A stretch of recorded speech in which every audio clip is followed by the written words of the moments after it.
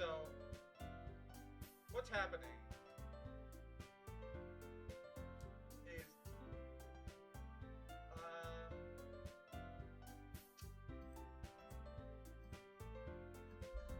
what about now? I think I know what happened, but how is this? Is this better? Did I fix it? Like, I'm exiting out the settings now. Am I be able to be heard? Because I think I know what happened. So, okay, so Streamlabs decided to be like, you know what? I know you have, like, these different tracks. You have track 1 for the desktop audio, you have track 2 for your microphone, and you have track 3 for Discord. And then you have track 4, which is all of them, so you can use that to stream, and then you can just get rid of that if you ever decide to record, right? The Streamlabs was like, you know what? Fuck you. We're gonna put on track 1. Also lag frames for some reason. Oh, hey, look. Look at that. Magically, there's like no FPS again. What's happening? Actually, let me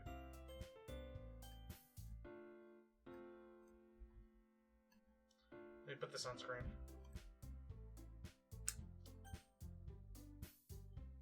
I mean, it doesn't really matter. There's no animation in this game, so there's not much of a...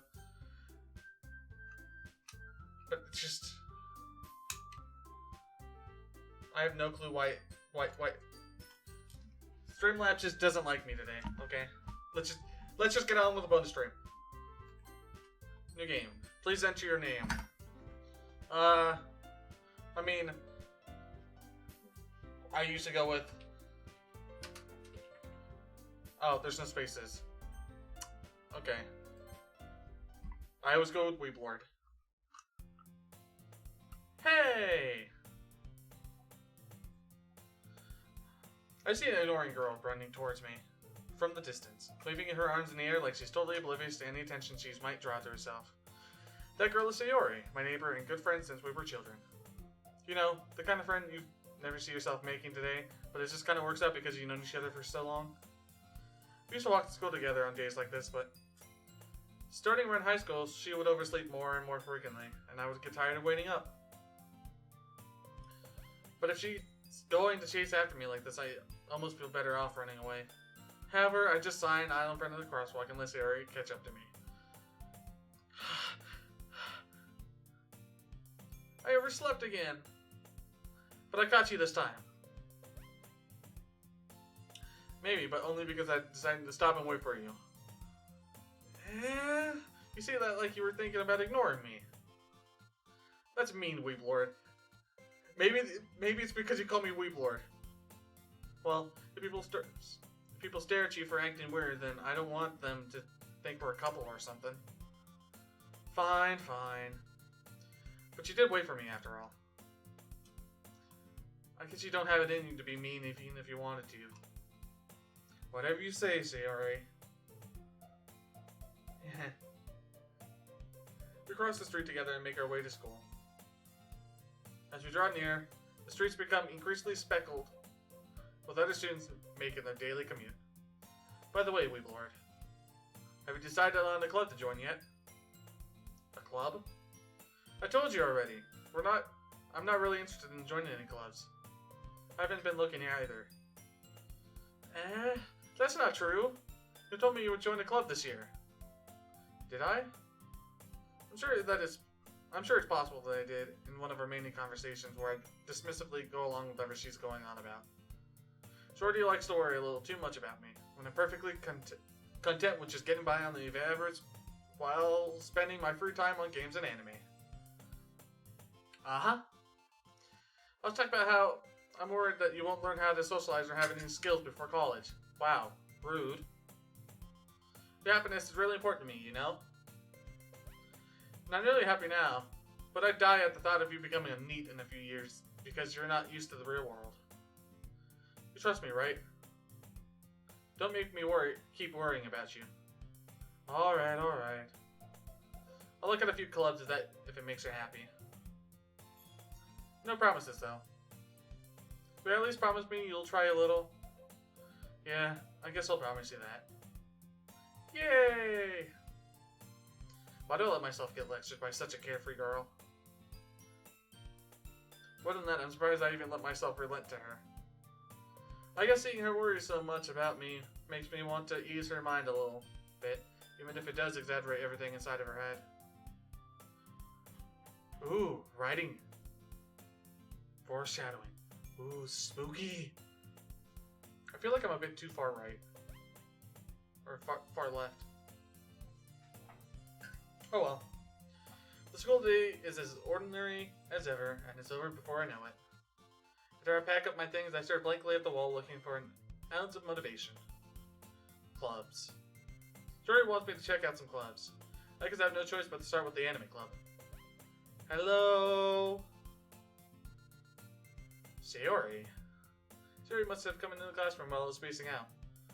I look around and realize that I'm the only one left in the classroom. I thought I'd catch you coming out of the classroom, but I saw you just sitting here and spacing out, so I came in. Honestly, you're even worse than me sometimes. I'm impressed. You don't need to wait up for me if it's going to make you late to your own club. Well, I thought you might need some encouragement, so I thought, you know. Aw, she's blushing. Know what? Well, that you could come to my club. Sayori? Yeah? There's no way I'm going to your club. Mimi. Sayori is vice president of the literature club. Not that I was ever aware that she had any interest in literature. In fact, I'm 99% sure she only did it because she thought it would be fun to help start a new club. Since she was the first one to show interest after the one who proposed the club, she inherited the title Vice President. That said, my interest in literature is guaranteed to be even less. Yeah, I'm going to the anime club. Come on, please. Why do you care so much anyway? Well, it's because she wants your dick. I got told the club yesterday I would bring in a new member. And that's it. See, wait, this is where people mess up right here. It's not Natsuki, it's Natsuki. I'm gonna pronounce them right. Except for Sayori. Sayori still stays the same because of the R. But Natsuki is the one that's gonna be different. Don't make promises you can't keep. I can't tell if Sayori is really that much of an airhead or if she's so cunning as to have planned all of this out. I let out a long sigh.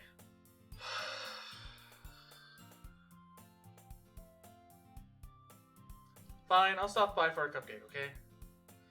Yes, let's go. And thus, today marks the day I sold my soul for a cupcake. I mean, if you could sell your soul for a cupcake, would you? I dejectedly follow Sayori across the school and upstairs, a section of the school I barely visit, being generally used for third-year classes and activities. He's talking about the dirty word. Sayori, full of energy, swings open the classroom door. Everyone, the new member is here. I told you, don't call me a new member. I glance around the room. Welcome to the Literature Club. It's a pleasure meeting you. Sayori always says nice things about you. Seriously? You brought a boy? What about our lesbian orgies that we always have? Way to kill the atmosphere. Ah, we've lured. What a nice surprise. Welcome to the club. All words escape me in this situation. This club. It's full of incredibly cute girls. What are you looking at? Huh, punk? If you want to fucking say something, say it. I'm gonna make her swear. I want to be funny. Sorry. Natsuki. Girl with a sour attitude, whose name is apparently Natsuki, is one I don't recognize. Small figure makes me think she's probably a first year. She was also the one who made cupcakes, according to Sayori. We can just ignore her when she gets moody. She already says that quietly in my ear, then turns back towards the other girls. Anyway, this is Natsuki, always full of energy. And this is Yuri, the smartest in the club. Don't say things like that. Yuri, who appears apparently more mature and timid, seems to have a hard time keeping up with people like Sarati and Natsuki. Well, it's nice to meet both of you. He stepped into a puddle. Were you wearing socks? Which reminds me, I should probably take off my sock before I suffer the same fate. And it sounds like you already know Monika. That's right. It's great to see you again, Weeb Lord. Monika smiles sweetly. We do know each other. Well, we rarely talk, but we were in the same class last year. Monika was probably the most popular girl in class. Smart, beautiful, athletic. Basically completely out of my league. Yeah. So having her smile at me so gently feels a little... You too, Monika. Come sit down, Weeb Lord. We made room for you at the table, so you can come sit next to me or Monika. I'll get the cupcakes. Hey, I made them. I'll get them. Sorry, I got a little too excited. Then, how about I make some tea as well? If I get a bit too quiet, just come and tell me. I'll turn down the desktop audio. Or I can... I think I'm fine. As Sayori mentioned, it's been widened so that there's one space next to Monika and one space next to Sayori. Natsuki and Yuri walk over to the corner of the room where Natsuki grabs a wrap tray and Yuri opens up the closet. Still feeling awkward, I take a seat next to Sayori. Natsuki proudly marches back to the table, tray in hand. Okay. Are you ready? Ta-da! Woo-woo?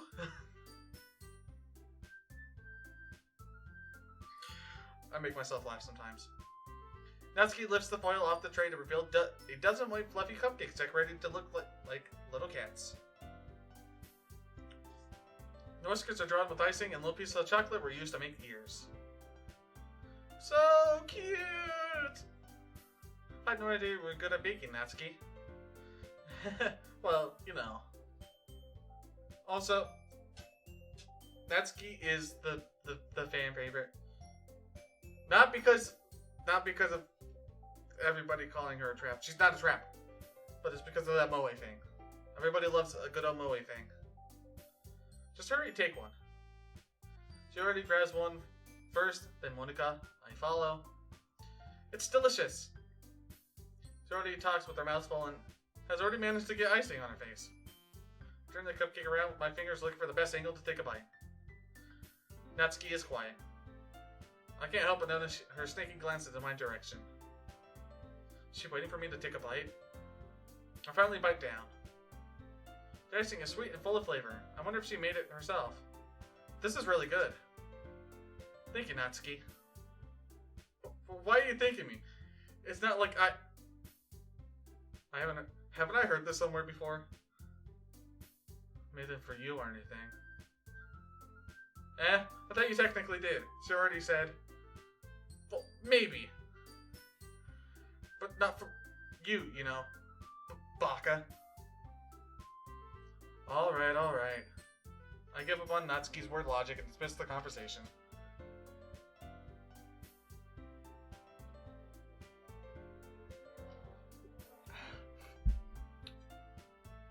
Yuri returns to the table, carrying a bottle of wine. She carefully places a shot glass in front of each of us before setting down the bottle next to the cupcake tray. You keep a whole bottle of wine in this classroom? Don't worry, the teachers gave us permission. After all, doesn't a nice cup of wine help you enjoy a good book? I guess. Don't let yourself get intimidated. Yuri's just trying to impress you.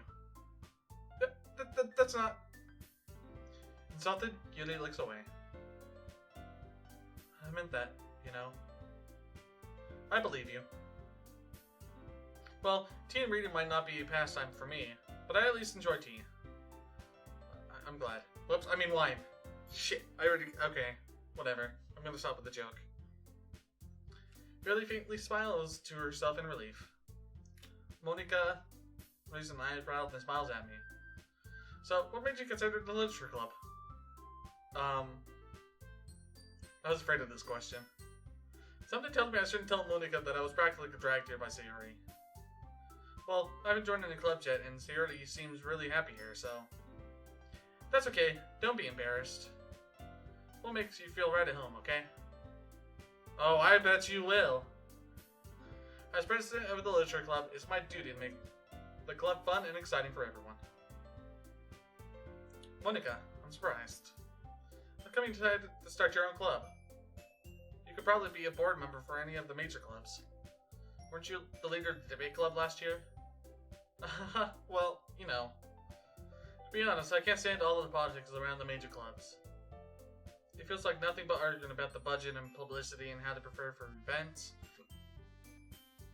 I'd much rather take something I personally enjoy and make something special out of it. And if it encourages others to get into literature, then I'm fulfilling that dream. Monica really is a great leader. Gyuri also nods in agreement. Then I'm surprised there aren't more people in the club yet. Must be hard to start a new club. You can put it that way. Not many people are very interested in putting out all the effort to start something brand new. Especially when it's something that doesn't grab your attention, like literature. You have to work hard to get people that are both fun and worthwhile. But it makes school events, like the festival, that much more important. I'm confident that we can all really grow this club before we graduate. Right, everyone? Yeah! We'll do our best. You know it. Everyone enthusiastically agrees. The mouse is gone. Such different girls, all interested in the same goal. Monica must have worked really hard just to find these three. Maybe that's why we're all so delighted by the idea of a new member joining. Though, I still don't know if I can keep up with their level of enthusiasm about literature. So, Weeblord, what kind of things do you like to read?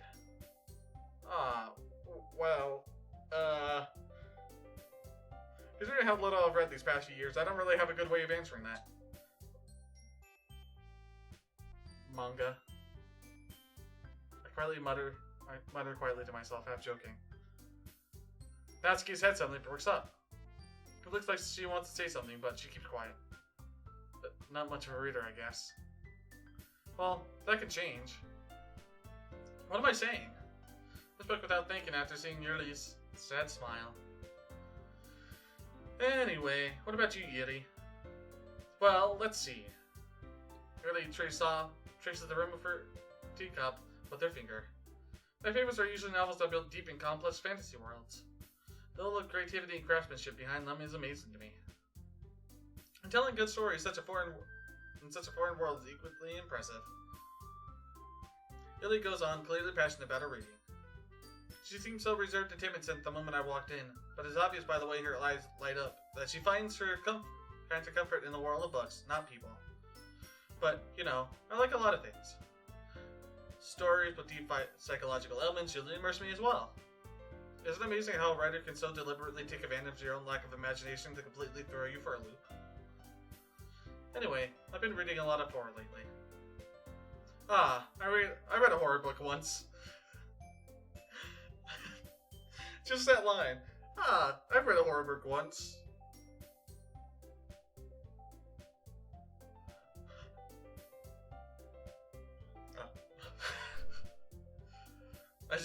I desperately grasp something I can relate to in a minimal level.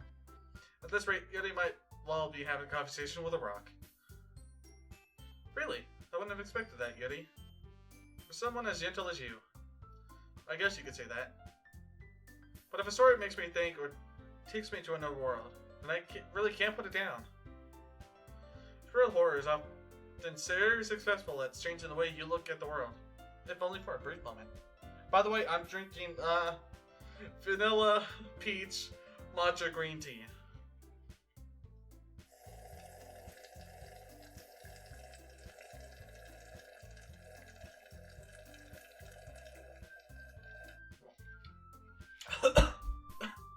I let that go on way too long.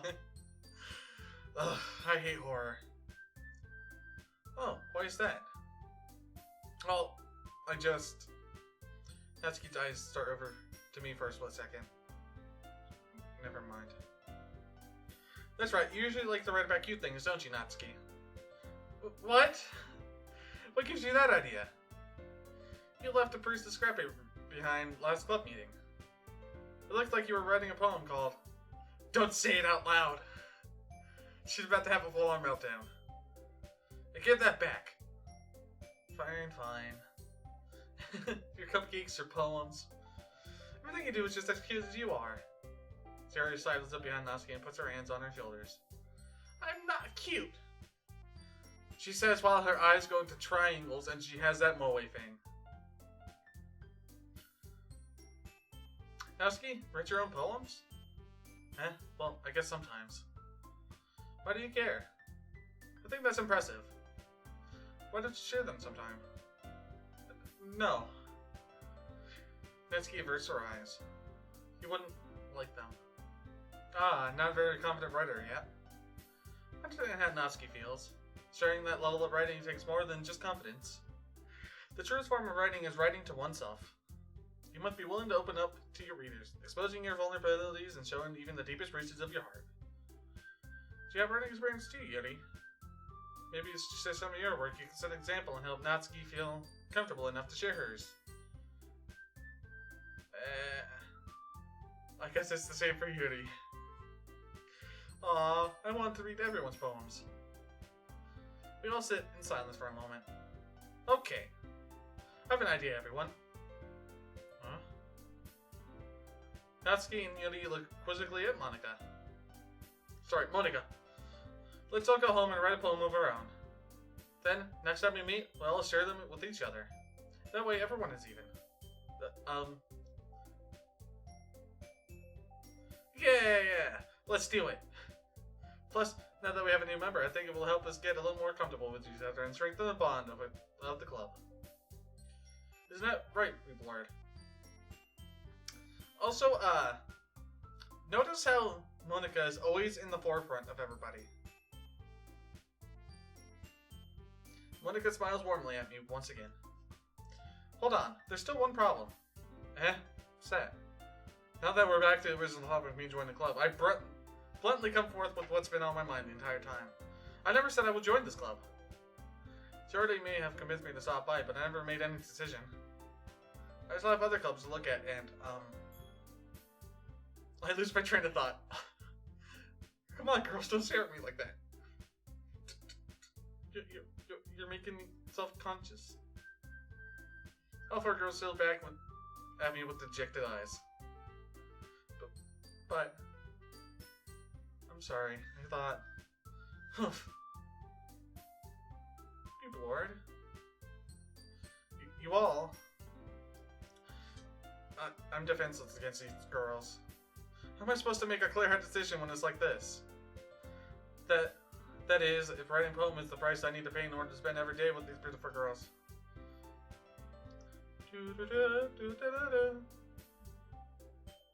Right. Okay, I've decided then. I'll join the literature club. One by one, the girls' eyes lighten up. Yes! I'm so happy! Charlie wraps her arms around me, jumping up and down. Hey! It really did scare me for a moment. If we really came for the cupcakes, I would have been really super pissed. Then that makes it official. Welcome to the literature club. Things, I guess. Okay, everyone. I think with that, we can officially end today's meeting on a good note. Everyone, remember tonight's assignment. Write a poem to bring to the next meeting so we can all share. Monika looks over at me once more. Riplord, I look forward to seeing how you express yourself. Yeah. Can I really impress this class star Monika with my mediocre writing? Alright. Save time. Your turn. Trust me, that's important for later. I already feel the anxiety welling up inside me. Meanwhile, the girls continue to chit-chat as Yuri and Natsuki clean up their food. Hey, Wayward, since we're already here, do you want to walk home together? That's right. Yuri and I never walk home together anymore because she's already stayed at school for her clubs. Sure, might as well. Yay! With that, the two of us depart the club room and make our way home. The whole way, my mind wanders back and forth between the four girls. Shiorori, Natsuki, Yuri, and of course Monika. Will I really be happy spending every day after school in the literature club? Perhaps I'll have the chance to grow closer to one of these girls. Alright, I'll just need to make the most of my circumstances, and I'm sure good fortune will find me. And I guess that starts with writing a poem tonight.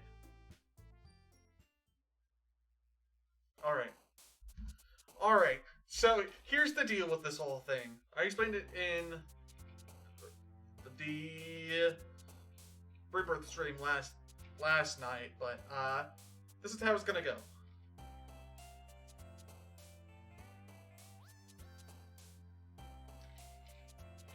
Got it? Good. No, I'm just kidding. So I'm gonna do it in a way that is a bit of a weird one, I'm pretty sure. I'm gonna go with Natsuki, then Yuri, and then Sayori. That way the canon person that I'm ending with is gonna be Sayori, which, to be completely honest, is a bit depressing, but, I mean, what else am I gonna do? So, I'm gonna have to go with the cute and sweet stuff. So, like, pure, marshmallow, I think it is sticky, heart, well, oh well, color.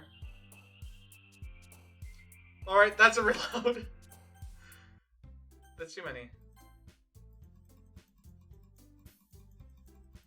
Whatever, I'm just gonna click through.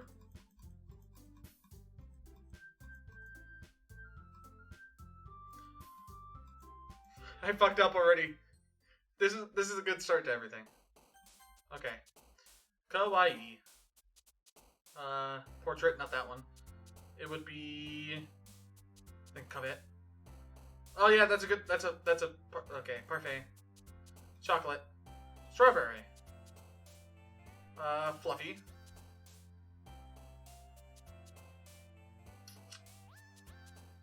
Play. Whatever. Boop. Romance attire. Vanilla. Obviously the best girl of Nekopada. Melancholy, that's not disowned. Nope. Cute. Heaven Sent, Secretive, Lucky, Anime. Turn in my gown, Bunny. Vertigo, Fireworks, Doki Doki. Scarscape, Pink. Giggles, cute. Imagination, hair color, not color, games. Games? Games. Okay, milk. Rainbow. Shoot. Candy. And marshmallow. There you go. Hi again, Weeblord. Alright. Glad to see you didn't run away on us. Nah, don't worry. This might be a little strange for me, but I at least keep my word. Well, I'm back at the Literature Club. I was the last to come in, so everyone else is already hanging out. Thanks for keeping your promise, Weeblord. Hope this isn't too overwhelming of a commitment for you. Making dive headfirst into literature when you're not accustomed to it. Oh, come on. Like he deserves any slack. She already told me you didn't even want to join any clubs this year. And last year, too. I don't know if you plan just to come here and hang out or what. But if you don't fucking take us seriously, then you won't see the end of it. Natsuki. You certainly have a big mouth for someone who keeps her manga collection in the club room. Natsuki finds herself stuck between Monika and manga. Manga is literature. Hey, Floof Bird. Burb 12. How you doing? I did not read that. Oh well, it wasn't. I don't think it was necessary. Don't worry, guys. Weeblord always gives his best as long as he's having fun. Buffski. At least it's not Trapski, right? He helped me with busy work without me even asking. Like cooking, cleaning my room. How dependable. So he's been in her room multiple times. Actually, I don't have a beard anymore. I can't do it.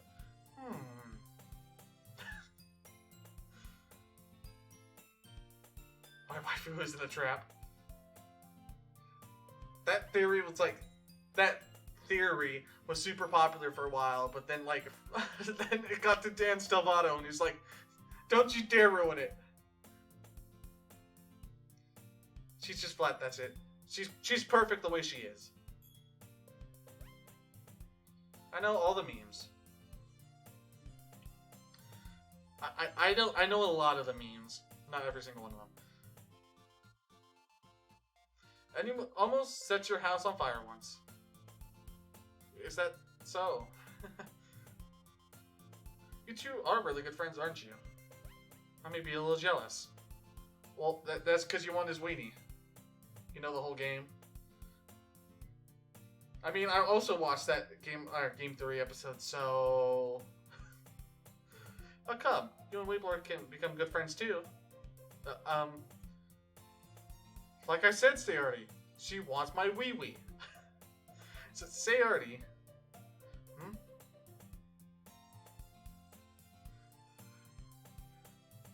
We're gonna fit so many buffskis. As usual, Sayardi seems oblivious to the weird situation she's put me into. Oh, Yodi even brought you something today, you know? Nope, she's not dead yet, and she won't be dead for another, like, what, 2 hours? Well, wait, Sayardi? Me? Not really. Don't be shy. It's really nothing. What is it?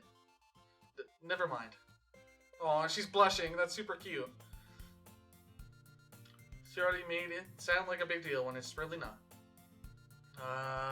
What do I do? I'm sorry, Yodi. I wasn't thinking.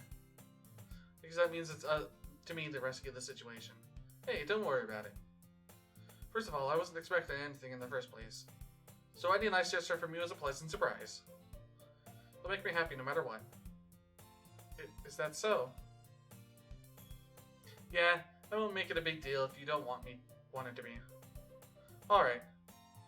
By the way, Flipburb, I'm going 100%, so I am going to do all 3 routes, and then we're going to get that one scene that everybody reacts to, and then we're going to go from there. Well, here. Hopefully I can get that super secret Natsuki dead ending. Yodi reaches into her bag and pulls out a book. I didn't want you to feel it left out, so I picked out a book that I thought you might enjoy. It's a short read, so it should keep your attention even if you don't usually read. Oh, thanks for the follow, Flutburb. Just to let you know, this bonus stream is because I reached 30 followers, and whenever I do a bonus stream, it's always the next time I can stream, basically, like, because today's my day off. I usually work, so I usually stream the nights of my days off, or the nights before my days off, so I can, you know, do a good 3 hours or so of streaming. But I usually stream, I streamed all of Neptunia Rebirth 1, and I'm currently, like, partway through Chapter 3 of Rebirth 2. If you go look at the VOD, the new Streamlabs update kind of ruined everything. So, that's why, if you look at it, I only have, like, 37.36 frames, because apparently this new Streamlabs update just utterly wrecked everything. I might have to switch over to OBS, because that runs a lot better. But I'm going to have to figure that out on my day off. But, yeah.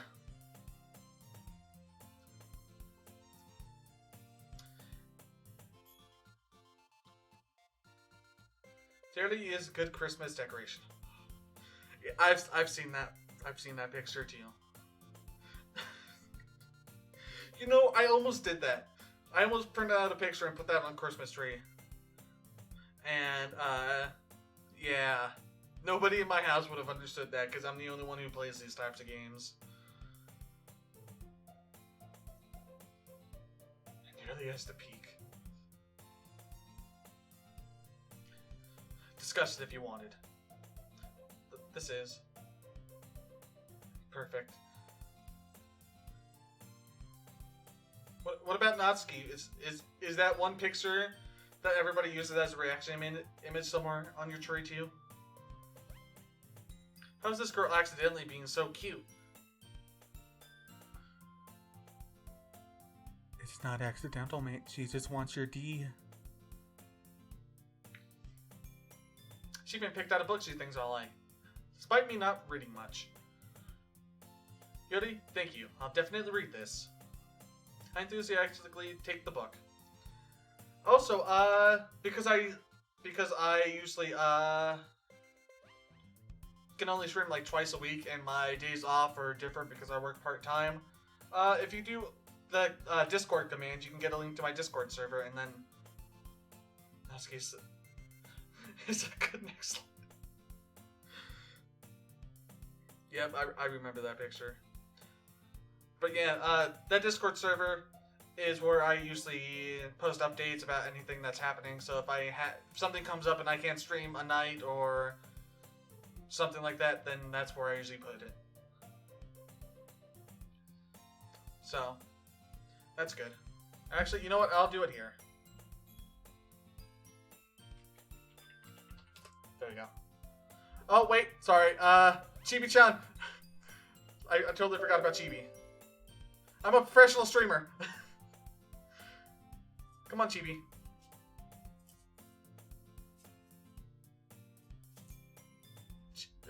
Just give Chibi a second. I need to wake her up.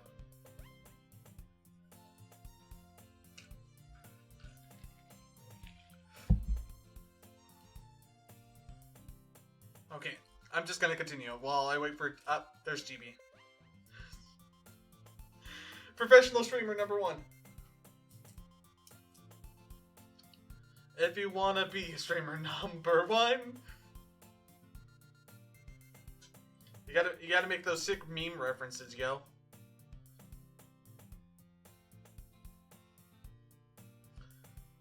Wake me up inside. I can't wake up. Chibi, come on. I know you want to take your time, but okay, there you go. Chibi, are you good? I don't think you're good. Yep, there you go. Okay.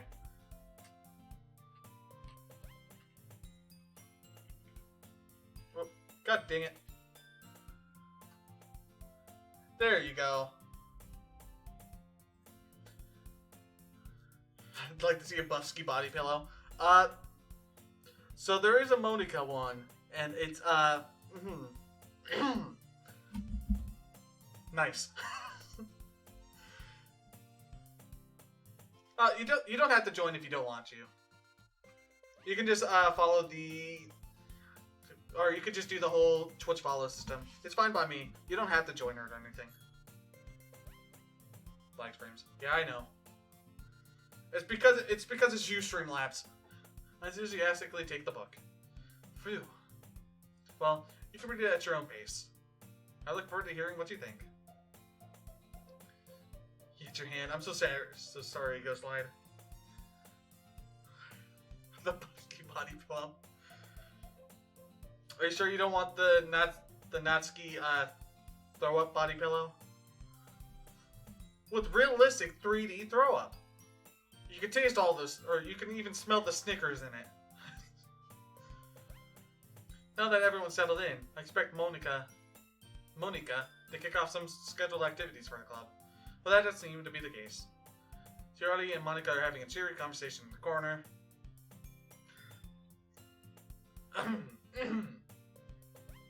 Charlie's face is already buried in the book. I can't help but notice her intense expression, like she was waiting for this chance. Meanwhile, Natsuki is rummaging around in the closet. Uh-oh. Okay. Wait, nope, never mind. Ugh. I heard Natsuki utter an exasperated sigh from within the closet. She seemed to be annoyed by something. I approached her in case she needs a hand. I'll allow it. There you go. I'm pretty sure the swears are permitted, but then when you censored it, it's not permitted. You look for something in there. Are you looking for something in there? Freaking Monica. Oh, sorry. Fucking Monica. I had to make her swear. She's cutesy. She's like sweet and stuff. She's tsundere. She has to swear, okay? She never puts my stuff back in the right spot. What's the point in keeping your collection organized if someone else is just gonna mess it up? You get used to it. Natsuki slides a bunch of sacked books and boxes across the shelf. Manga. You read manga, right? Ah. Sometimes. Manga is one of those things where you can't admit you're really into it until you figure out where the other person stands. How did you know anyway? Snap Natsuki's neck. Wait, is there a meme about that? Please tell me there's a video meme about that. That would be funny. How did you know anyway? Or did you bring it up at some point? Besides, it's kind of written on your face. Maybe. What's that supposed to mean? I see. Also, if you hear some weird noise from my microphone, I'm messing with the slinky. There's a lone volume of manga amidst the stack of various books. Also, I'm a weeb.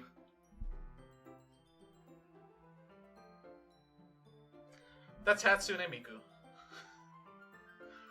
Curious, I pull out of this, or I pull. Curious, I pull it out of the stack. There it is. Natsuki snatches it out of my hand. Then she turns a box of manga and slips the volume right into the middle of the rest. Ah, much better. Seeing a box set with one book missing is probably the most entertaining sight in the world. I know that feel. I get a closer look at the box set she's admiring. Parfait Girls? It's a series I've never heard in my life. That probably means it's either way out of my demographic or it's simply terrible. If you're gonna judge, you can do it through the glass on the door. She points to the classroom door. Hey, I wasn't judging anything. I didn't even say anything. It was the tone of your voice. Well, I'll tell you one thing, Weeb Lord. Consider this a lesson straight from the Literature Club. Don't judge a book by its cover. In fact, my dad beats me every night. Natsuki pulls out the first volume of Parfait Girls from the box. I'm going to show you exactly why. She shoved the books right into my hands. Ah! Start at the cover. It features 4 girls in the color attire striking animated feminine poses. It's exceedingly moe. Just like the demon girl next door. Don't just stand there. Woo woo. Why do I do this to myself? Natsuki grabs my arms and pulls me out of the closet. She then takes a seat against the wall beneath the window sills. She pats on the ground next to her, signaling me to sit there. Wouldn't chairs be more comfortable? I take my seat. Chairs wouldn't work. We can't read at the same time like that. Why's that? I guess it's easier to be close like this. She's a Soon, remember? You can't say those words. Don't say that. It'll make me feel weird about it. Natsuki crosses her arms and scooches the niche away from me. Sorry. I didn't exactly expect to be sitting this close to her either. Not that I can say it's a particularly bad thing. I open the book. It's only a few seconds before Natsuki once again inches closer, claiming additional space while she hopes I won't notice. I can feel her peering over my shoulder, much more eager to begin reading than I am. Wow, how long has it been since I read the beginning?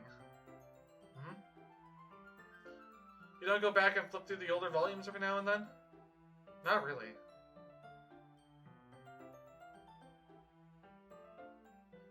Watching the stream makes you think of Beyblade. Oh no. Maybe sometimes after I finish the series. Hey, are you paying attention? I am, but not really. But nothing's really happened yet, so I can talk at the same time. It looks like it's about a bunch of friends in high school. It's a typical slice of life affair. I kind of agree with these since it's rare for the writing to be entertaining enough to make up for the lack of plot. So, what should I expect from this? Is there going to be a plot? Well, obviously. You'd think I would enjoy something that didn't have plot?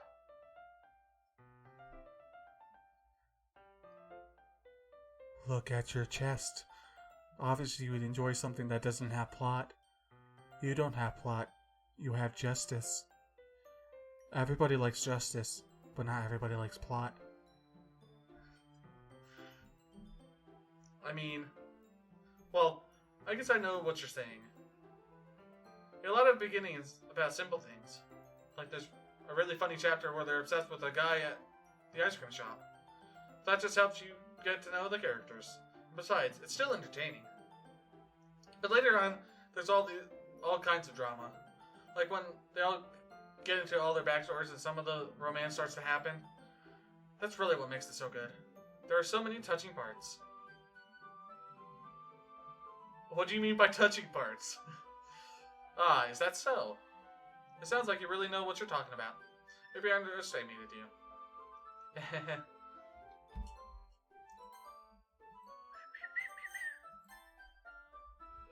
Just in case, you know. Hey, wait. What's that supposed to mean?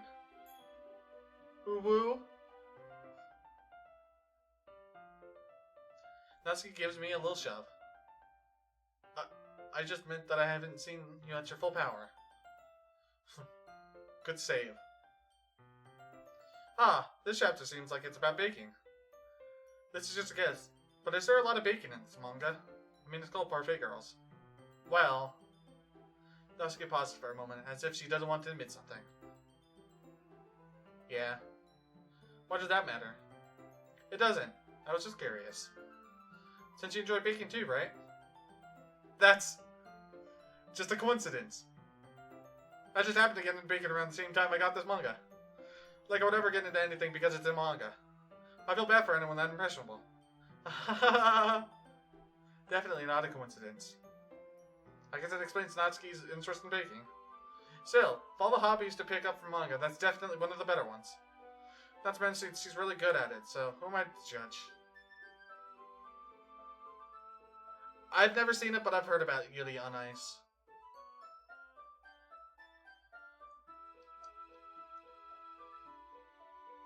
We read on for a few more minutes.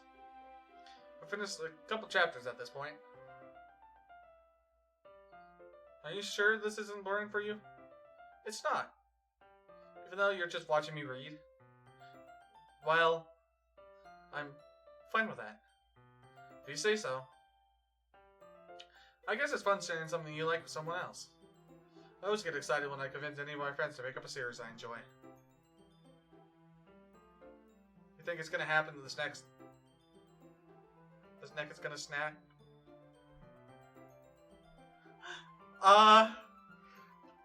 So my mouse was over here. I have no clue why my mouse started freaking out like that. Maybe a fly got in front of it or something, but that was spooky. You know what I mean? You don't? That's not... Well, I wouldn't really know. What do you mean? Don't you share your manga with your friends? I don't have friends. Could you not rub it in? Jeez. Sorry. Like I'd ever get my friends to read this. They just think manga is for kids. I can't even bring it up with them being all like...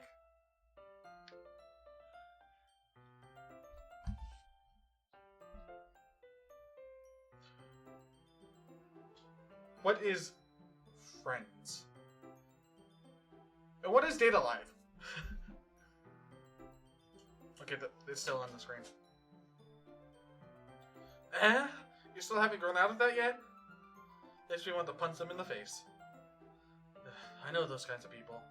Honestly, it takes a lot of effort to find friends who don't judge, much less friends who are also into it. I'm already kind of a loser, so I guess I gravitated towards the other losers over time. But it's probably harder for someone like you. Huh? Yeah, that's pretty accurate. Wait, which part? I mean, I feel like I can't even keep it in my own room. I don't even know what my dad would do if he found this. He'd beat you senseless. At least it's safe here in the clubroom. Except Monica was kind of a jerk about it. I just can't win, can I? Well, it paid off in the end, didn't it? I mean, here I am, reading it. Well, it's not like that solves any of my problems. Maybe. But at least you're enjoying yourself, right?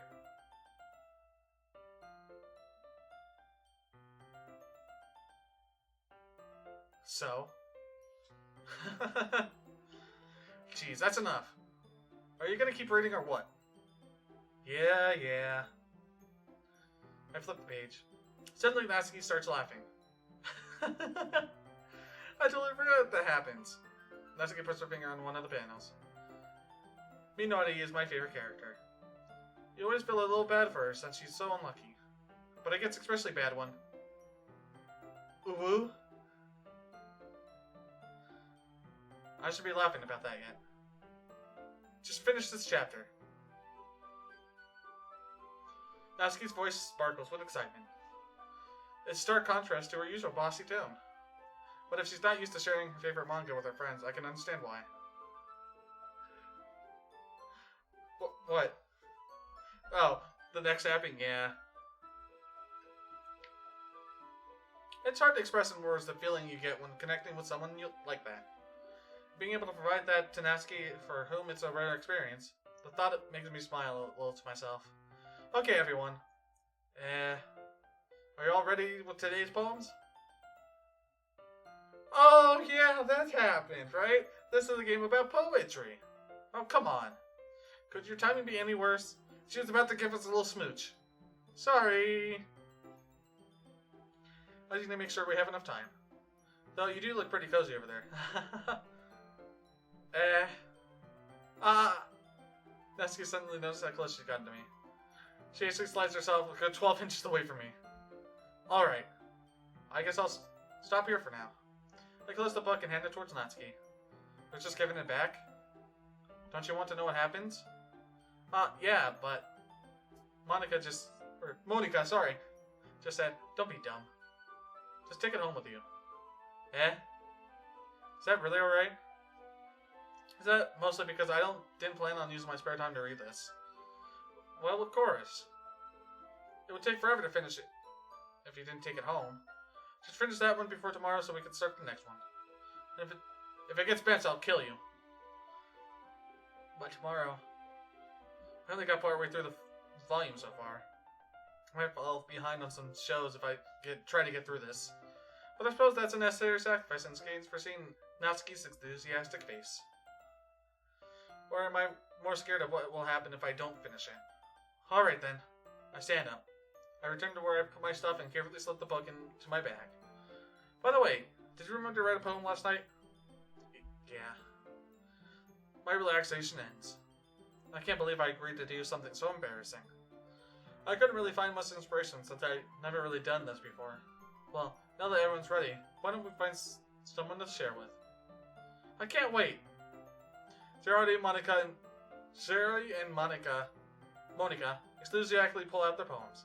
Shirley's is on a wrinkled sheet of loose leaf torn from a spiral notebook. On the other hand, Monica wrote hers in a composition notebook. I can already see Monica's pristine handwriting from where I sit. Natsuki and Yuri reluctantly comply as well, reaching into their bags. I did the same myself.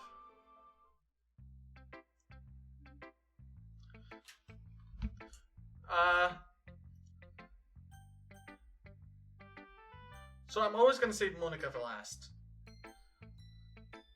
I'm going to go worst, middle, and then good for each one of them.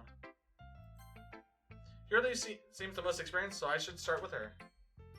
I can trust her opinion, to be fair.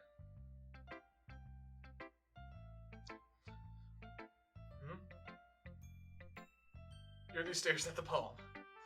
A minute passes, more than enough time for her to finish reading. Oh.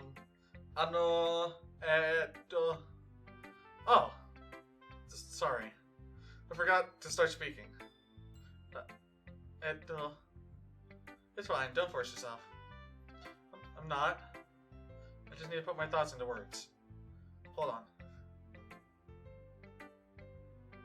Okay. This is your first time writing a poem, right? Yeah. Why do you ask? I'm just making sure. I guess that it might be after reading it through it. Ah, so it's that bad. No! Did I raise my voice? I'm so sorry. Yuri burst her face into her hands. I couldn't help but notice it's been several minutes and we really haven't gotten anywhere. It might take Yuri a while to get used to new people. It's fine. I didn't really notice. What were you saying? Right, it's just that there are specific writing habits that are usually typical of new writers. And having been through that myself, I kind of learned to pick up on them. I think the most noticeable thing I recognize in writers is they try to make their own style very deliberate. In other words, they tend to pick a writing style separate from the topic matter, and they fit the two together. The end result is that both the style and expressiveness are weakened. Once Yuri finds her train of thought, it's as if her demeanor totally changes. Her stammering is completely gone, and she sounds like an expert. Of course, that's not something you can be blamed for. There are so many different skills and techniques that go into writing even a simple poem. Not just finding them and building them, but getting them to work together is probably the most challenging part. It might take some time, but it all comes with practice and learning by example and trying new things. I also hope that everyone else in the club gives you valuable feedback. Yuri with knives. Yee. Natsuki can be a little bit biased, though. Biased? How? Well... never mind. I shouldn't be talking about people like that. Sorry. It's fine. I'm not sure if Yuri is apologizing to herself, to me, or to Natsuki. You mind if I read your poem now? Please do. I'd love to share my thoughts process behind it. Yuri smiles dreamingly, as if that's a rare opportunity for her. Which itself is kind of funny. After all, isn't this supposed to be a literature club? Ghost under the light. The tendrils of my hair illuminate beneath the amber glow, bathing. It must be this one. The last remaining streetlight to have withstood the test of time.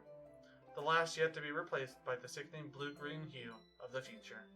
I bathe, calm, breathing air of the present, but living in the past. The light flickers. I flicker back.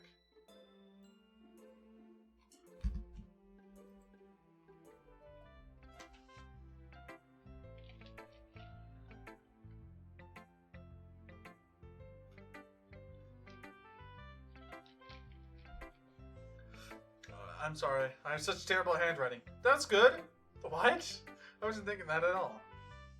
But it took you a long time to read.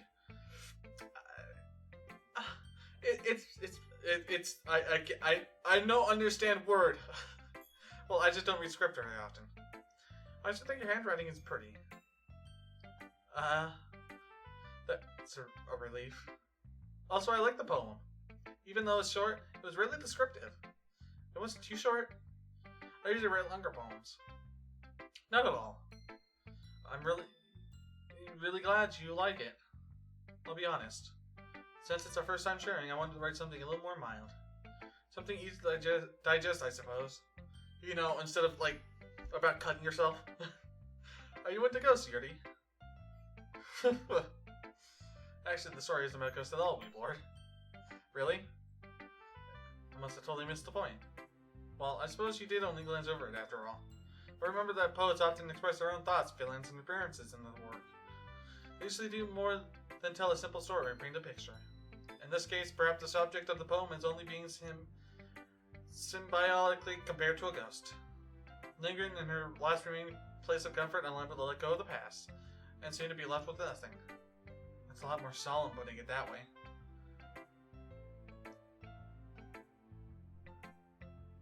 Birds start to scream. That's impressive. It's nothing really. Well, it makes me happy that you think that. Just remember that it won't be long before you pick up on these things too. Yeah, maybe you're right. Oh boy, girl, you're next. I guess I'll have to keep trying. I'm counting on you. Next is Sayori. This is a good poem, Wiglord. Are you sure it's your first time? Of course. It's not that good. Am I the kind of guy who would be writing poems in his spare time? I guess you're right. But that's what impressed me. We're up to 24. Well, to be honest, I was afraid that you wouldn't do it seriously. Or that you wouldn't write one at all. I'm really happy just that you wrote one. It reminds me of how you're really part of a club now. Not to mention the fact that I'm standing in front of you in the club room. Well, of course. I'm not really into it yet, but that doesn't mean I'll break my promise. See? It's like I said before, Wiglord. Natsuki cute and muscly. Deep down, you're not selfish at all, you know. Trying new things like this for other people, that's something that only really good people do. Thanks, Shiori. I'm not sure Sayori sees the full picture of my motive here. Then again, I can't deny she's part of the reason I joined, knowing how much this means to her and all. Yeah. And I'm gonna go make sure you have lots of fun here, okay? That will be my way of thanking you. Alright. I'm gonna hold you to that then. Yay! Now you'll read my poem too, right? Don't worry, I'm really bad at this. We'll see about that. Dear Sunshine, the way you glowed through my blinds in the morning makes me feel like you miss me. Kissing my forehead to help me out of bed, make me rub the sleepy from my eyes. Are you asking me to come out and play? Are you testing me to wish away a rainy day? Look above, the sky is blue. It's a secret, but I trust you too. If it wasn't for you, I could sleep forever. But I'm not mad. I want breakfast. There's a bit of foreshadowing here. Sayori. This is just a guess, but did you ever wait until this morning to write this? No. Just a little bit. You can't answer just a little bit. It's a yes or no question. Hey, 25. I forgot to do it last night. Well, at least that makes me feel a little better about myself. Don't be mean. I still tried my best. Yeah. I didn't mean to say it was a bad poem. It just came out nice, or how should I put it? It sounds just like you. Really? Yeah. Especially that last line. I made eggs and toast. Even though you were late to school. It's bad to skip breakfast. I get all cranky. Well, I guess there's no point in arguing. Anyway, thanks for showing me. This is so much fun. Monika's the best. Yeah. But next time I won't forget. I'm gonna write the best poem ever. Well, I guess you look forward to it. Next is Natsuki.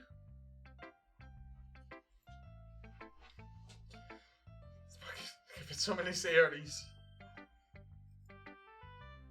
Okay, well, let's start with the things that I don't like.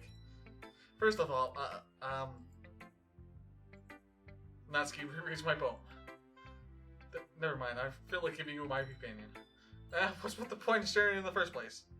I wrote this when I could have been doing the other things. Uwu. In fact, remember how I said I wanted to read your poems? That's what I had in mind when writing this. I wanted to help you feel comfortable enough to share yours. Like Monica said. Uwu. Well, I would be more comfortable sharing my poem if yours was really bad. We're supposed to show me some dumb poem and make me go, huh, well, it's not that great, but let me show you what real literature looks like. And you wouldn't have ruined it. Hope you're happy. So, in other words, you're saying you liked it. Natsuki's retort gets caught in her throat. You're so... I don't know why I keep saying uwu for that. You don't understand anything, do you? I already told you that you don't have to go announcing it to the world like you're all self-important. Pretty sure you never actually said that. I say that mostly to myself. Natsuki must really hate me or something. I can't figure out if it's a win or a loss that she liked my poem. In any case, you still need to show me yours, right? Fine, I guess. Only because Monica will make me if I don't. Eagles can fly. Monkeys can climb. Crickets can leap. Horses can race. Owls can seek. Cheetahs can run. Eagles can fly. People can try. But that's about it.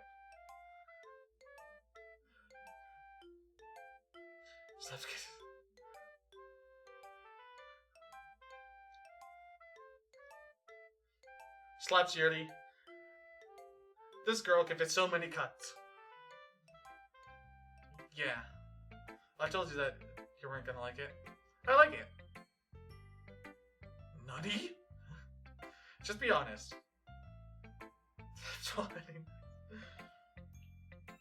Just be honest. I am. Why are you so convinced that I wouldn't like it? Well, because everyone in high school thinks that writing has to be all sophisticated and stuff. Some people don't even take my writing seriously. But isn't the point of poems for people to express themselves? Your writing style wouldn't make your message any less valid. Yes, exactly. I like when it's easy to read, but it hits you hard. Like in this poem. Seeing everyone around you do great things can be really disheartening. So I decided to write about it. Yeah, I understand. But the other nice thing about simple writing is that it puts more weight on the wordplay.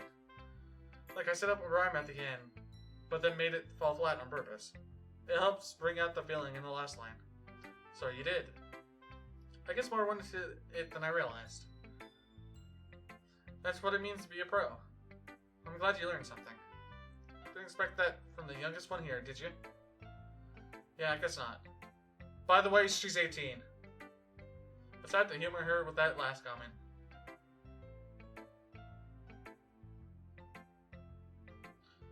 I don't really care how old everyone is, but if Natsuki is feeling proud, then I won't take it away from her. I can delete so many Monikas. And speak of the devil. Hi, Weep Lord. Having a good time so far? Ah, yes. Good, glad to hear it. By the way, since you're new and everything, if you ever have any suggestions for a club, like new activities or other things we can do better, I'm always listening. Don't be afraid to bring up things, alright? Alright, I'll keep that in mind. Of course, I'll be afraid to bring things up. I'm much better off just going with the flow until I'm more settled in. Anyway, want to share your poem with me? It's kind of embarrassing, but I guess I have to. Don't worry, Weevil Lord. We're all a little embarrassed today, you know? But it's that sort of barrier that we'll all learn to get past soon. Yeah, that's true. Hand Monica my poem. I like it, Weep Lord. Really? Did you hit your funny bone, Ghost Line? Don't tell me you hit your funny bone. It's a lot cuter than I expected. Oh jeez. No. It kind of makes me think of something that Ski would write. I don't know. When I said no, it made me think about going a bit more like an Italian, even though I'm not even Italian to begin with. And she's a good writer too. So take that as a compliment. If you say so. Yep. By any chance, have you read anything by Shel Silverstein? Maybe a long time ago. He's famous for telling all kinds of stories in just a few simple words. His poems can be funny, endearing, or even sad. And sometimes they're only a few lines long. They might even feel like they're written for kids, but if you think about them, they can express views of the world that would apply to everybody. I see. So you're saying that Natsuki is kind of like that? Sort of. Maybe she's not an expert. But you probably won't find much filler in her poems. They might be easy to write, but they're super challenging to get the meaning through. So I can see why it would be your kind of poem to explore. I'm sure I'll end up trying different things a lot. It could take a while before I feel comfortable doing this. That's okay. I'd love to see you try new things. That's the best way to find the kind of style that suits you. Everyone else might be a little bit biased towards their own kinds of styles, But I'll always help you find what suits you the most. So don't force yourself to write the way everyone else wants you to write. It's not like you have to worry about impressing them or anything. Anyway, do you want to read my poem now? Don't worry, I'm not very good. You sound pretty confident for someone who claims to be not very good. Well, that's because I have to sound confident. That doesn't mean I always have to feel that way, you know? I see. Well, let's read it then. Ooh, this one has a scroll bar. Hole in the wall. It couldn't have been me. See, the direction the spackle protrudes, the noisy neighbor, an angry boyfriend. I'll never know. I wasn't home. I went inside for a clue. No, I can't see. I rail blind, like a film left out in the sun. But it's too late. My retinas. Already scores with a permanent copy of the meaningless image. Just a little hole. It wasn't too bright. It was too deep, stretching forever into everything. A hole of infinite choices. I realized now that I wasn't looking in. I was looking out, and he, on the other side, was looking in. I wonder what this could be a reference to.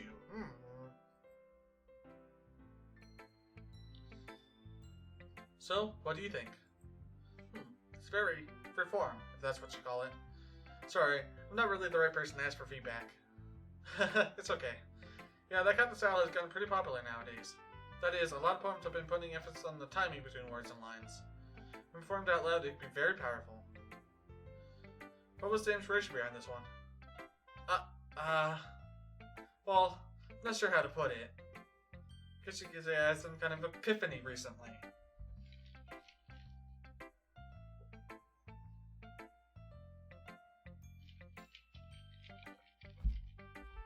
It's been influencing my poems a bit. An epiphany? Yeah, something like that. I'm kind of nervous to talk about deep stuff like that because it's kind of coming on strongly. Maybe after everyone is better friends with each other. Anyway, here's Monica's writing tip of the day. Sometimes when you're writing a poem or a story, your brain gets too fixated on specific points. You try so hard to make it perfect, then you'll never make any progress. Just force yourself to get something down on the paper and tidy it up later. Another way to think about it is this. If you keep your pen in the same spot for too long, you'll just get a dark puddle of ink. So just move your hand and go with the flow. That's my advice for today. Thanks for listening. Phew. I guess that's everyone. I glanced around the room. That was a little more stressful than I anticipated. It's as if everyone is judging me for my mediocre writing abilities. Even if they're just being nice, there's no way the poems can stand up for theirs. This is a literature club after all. I sigh. I guess that's what I ended up getting myself into. Across the room, Sayori and Monica are happily chatting. My eyes land on Yuri and Natsuki. They gingerly exchange sheets of paper, sharing their respective poems. As they read in tandem, I watch each of their expressions change. Natsuki's eyebrows peer in frustration. Meanwhile, Yuri smiles sadly. What's with this language? Did you say something? Oh, it's nothing. Natsuki dismissively returns the phone onto the desk with one hand. I guess you could say it's fancy. Ah, thanks. Hers is cute. Cute. Did you completely miss the symbolism or something? It's clearly about the feeling of giving up. How can that be cute? I know that. I just meant the language, I guess. I was trying to say something nice. You mean that you had to try hard to come up with something nice to say? My hair. Thanks, but it really doesn't come out nice at all. Well, I do have a couple suggestions. If I was looking for suggestions, I would ask someone who actually liked it. Which people did, by the way. Charity liked it, and Weedlord did too. So based on that, I would gladly give you some suggestions of my own. First of all, excuse me. I appreciate the offer, but I spent a long time establishing my writing style. Unexpected to change anytime soon. Unless, of course, I come across something particularly inspiring. Which I haven't yet. And Luke liked my poem too, you know. He even told me he was impressed by it. Natsuki suddenly stands up. Oh! I didn't realize you were so invested in trying to impress our new club member, Yuri. That's not what I... Ooh. You're just... Yuri stands up as well. Maybe you're just jealous that Weeplook appreciates my advice more than he appreciated yours. Huh? And how do you know he didn't appreciate my advice more? Are you that full of yourself? No. If I was full of myself, I would deliberately go out of my way to make everything I do overly cutesy.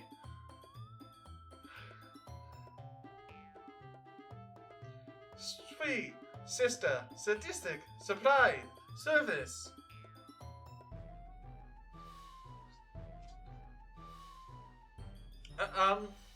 Is everyone okay? Well, you know what? I wasn't the one whose boobs magically grew a size bigger as soon as Weepler started showing up. Natsuki!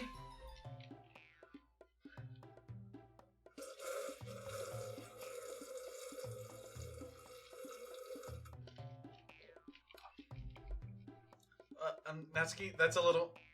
This doesn't involve you! I don't like fighting, guys! Suddenly both the girls turned towards me as if they just noticed I was standing there. Weep Lord. She's just trying to make me look bad. That's not true. She started it. She could get over herself and learn to appreciate that simple writing is more effective. Then this wouldn't have happened in the first place. What's the point of making your poems all convoluted for no reason? The meaning should just jump out at the reader, and not force them to have to figure it out. Help me explain that to her, Reward. But wait, there's a reason we have so many deep and expressive words in our language. It's the only way to convey complex feelings and meanings the most effectively. Avoiding them is not only unnecessarily limiting yourself, it's also a waste. Slorp. You understand that, right, Reward? Well? How did I get dragged into this in the first place? It's not like I know anything about writing. But whomever I agree with, they'll probably think more highly of me. Help me, Sayori! So of course it's going to be, I'm going full nuts, so it's not gonna be Yuri. Ha ha ha. Yuri, you're really talented. Well, but Natsuki has a point. I racked my brain in an attempt to back myself up. I think that conveying feelings with a few words can be just as impressive as well. It lets the reader's imagination take over. And Natsuki's poem did a really good job at that. Yeah. It did, didn't it? Haha. Just how much you know. That's not... Natsuki. I think that's enough. Huh? Me? But she was so mean to me. Natsuki's voice whines. Look. What we were talking about yesterday was right. Writing is a really personal thing. And sharing it can definitely be hard.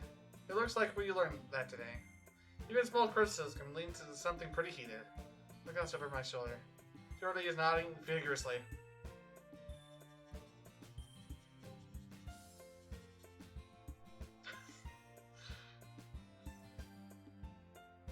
Yeah, so... You don't need to feel threatened. You're a great writer, Natsuki. Natsuki's voice gets cut in surprise. Thanks for noticing. She finally mutters that, barely audible. Yuri looks at me dejectedly. With a face like that, I can't help but feel bad for her as well. I'm sure that Natsuki didn't mean everything she said. So you don't need to feel threatened either. Well, if you say so. Hey, it's not like you need to apologize for me, Weeboard. Sheesh. Natsuki takes a breath. The thing about... Ooh. Natsuki glances around the room. Would everyone stop staring at me? Surprisingly, Natsuki has a harder time with it than she boasted. Sardi and Monica look away. Stabsky. Monica, sorry. God dang it. Hansky. Anyway, the thing about your boobs, I didn't mean it, okay? That's all. Natsuki looks away, avoiding eye contact with anyone. Yeah, you're naturally beautiful, Yuri. Sayori. I'll go make some tea. Eh? I was just trying to help. Especially appreciated, say Artie. Especially Artie on the shoulder. Well, now that we're past that, everyone read each other poems, right? Hope that it was worthwhile for everyone. Especially you, Weep Lord. And to be honest, the nice change of pace from lazing around, we got a little too used to you. Snapski. So by joining the club was responsible for in the atmosphere. No, not at all. Not at all. There's still time before we go home. So we'll relax for a bit. Of course, besides chatting, we do literature-related things in the club room. So maybe you should take a chance to pick up a book or do some writing. After all, that's what the club is for. I disagree, Monica. About what? That's not the most important thing about the literature club. The most important thing is having fun. Of course. Well, I guess that's why you're the vice president, Artie. In the end, though, Monica's right. Being in the literature club ever means I can't spend all my time doing nothing. But in the end, I guess I've been worth it so far.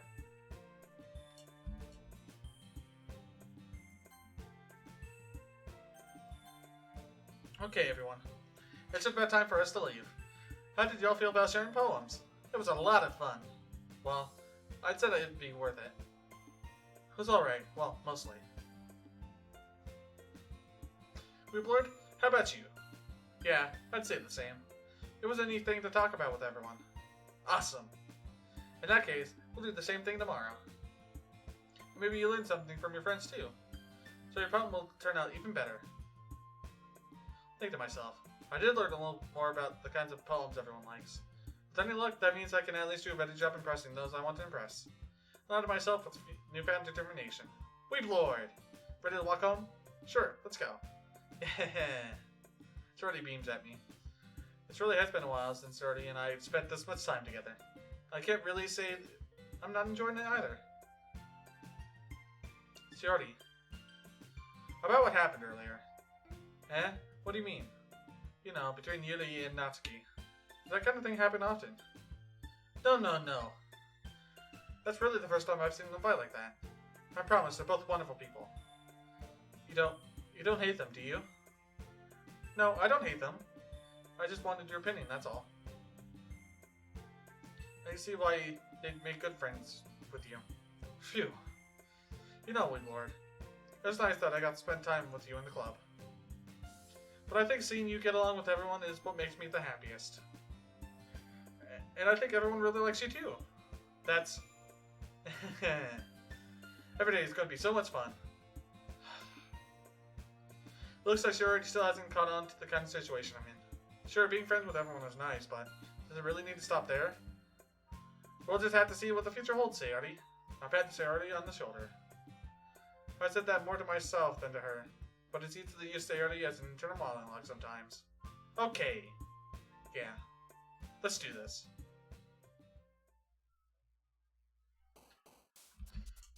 Puppy. Kitty. Swimsuit. Bunny.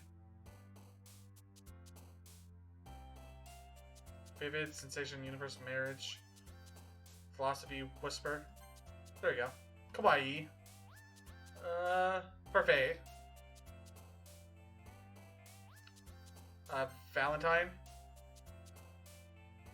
Sparkle. Whoops. Oh well. Massacre, defeat, desire, nature. Blanket? Ooh. Strawberry. Hop. Nibble. Vibrant, rainbow. Enemy. Lollipop. Lollipop, lollipop, ooh, lolly, lolly, lolly, lollipop. Oh, I right-clicked. That wasn't really a pop sound, was it? There we go. That did better. Sound is promised for your vacation headphones. Gonna sleep ski. Well, if you're gonna go to bed, then good night. If that's actually the thing that you're gonna do. Meager, sadness, special, family. Starscape, wrath, and meager. Meager? Bye.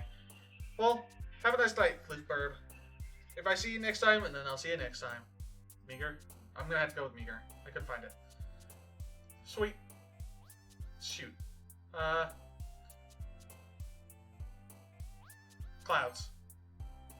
And Vertigo Cry. Sorry, Heartbeat Disaster Whistle. Whistle? Whistle! It was Whistle!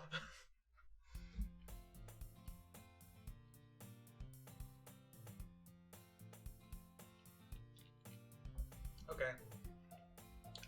Oh, I'm off the bit. There you go. I've gotten a little more comfortable here over the past couple days. Entering the club room, the usual scene greets me. Hi, Lord. Yo, Sayori. Looks like you're in a good mood today. I'm just still not used to you being in the club, that's all. I see. That's a pretty simple thing to get you in a good mood. But I guess it's always the simple things with you anyway. Speaking of which, I'm kind of hungry. Will you come with me to buy a snack? No thanks. Eh? That's not like you at all. I have my reasons. Why don't we take a look at your purse, Sayori?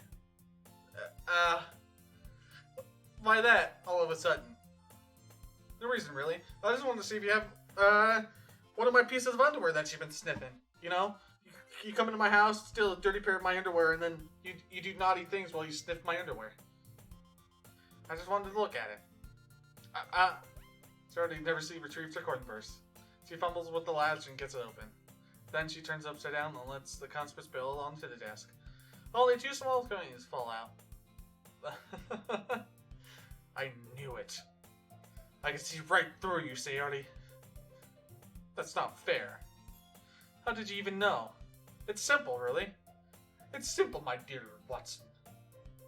If you had enough money in the first place, you would have bought a snack before coming into the club room. So, either you're not hungry and you want an excuse to take a walk with me and make out with me in the hallway like you always wanted to, because you're just, or do you plan to conveniently forget that you spent all your money so that I would lend you some? But there's one more thing that you didn't consider, my dear Watson. You're always hungry. And so that only leaves the one option.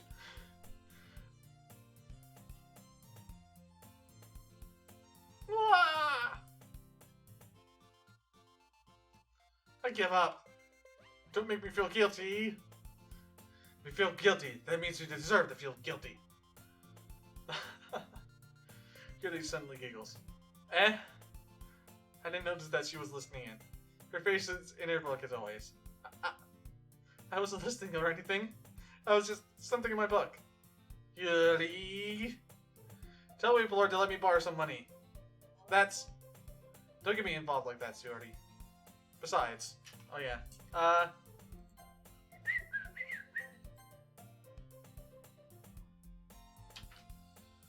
You should only buy what you can reasonably afford. And frankly, after pulling the mischievous little sin like that, your suffering is fair enough retribution. Did I just... I didn't mean that. I got too absorbed in my book. Ooh. I really like when you speak your mind, Yuri. It doesn't happen much, but it's a fun side of you.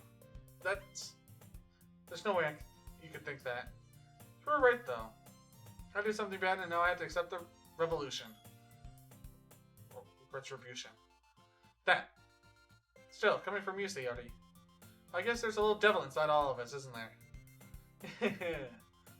Don't let her fool you. She already knows exactly what she's doing. After all, she told you guys she was bringing me to the club before she even told me. But he wouldn't have come if it wasn't for the cupcakes. So I had to trick Natsuki into making them. Come on, give me more credit than that, Sayori. What? Yeah! Out of nowhere, something smacks Sayori in the face and tumbles onto the desk. Ow! What? Eh? A cookie? Nom nom nom nom nom nom nom.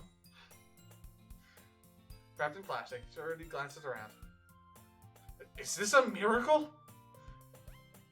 It's because I paid my restitution. Retribution. Actually, that one almost worked. I was just gonna give it to you. But then I heard you blab about the cupcakes. It was totally worth seeing your reaction, though. Haha. Natsuki, that's so nice of you. So happy. Shorty hugs the cookie. Jeez, just eat it. Shorty rapidly tears open the wrapper and takes a big bite. So good. Shorty suddenly claps her mouth over her hand over her mouth. A bit not long. You're going through a lot for just one cookie. Natsuki takes a bite of her own cookie. Ah, yours look really good too, Natsuki. Can I try it? Jeez. Beggars can't be choosers. Or slash choosing beggars. Begs to differ. But yours is chocolate. Yeah? Why do you think I gave you that one? Fine. So, I'm really happy that you shared this one with me. Shorty gets out of her seat and goes behind Natsuki and wraps her arms around her. Jeez. I get it. Cookie still in hand, Natsuki reaches up to nudge Sayori off of her. Oof. Sayori suddenly stands and takes a bite out of Natsuki's cookie. Hey! Did you seriously just do that? Mm-hmm. Mouthful Sayori trots away to safety. Yoli and I laugh as well. Jeez, you're such a kid sometimes. Monica...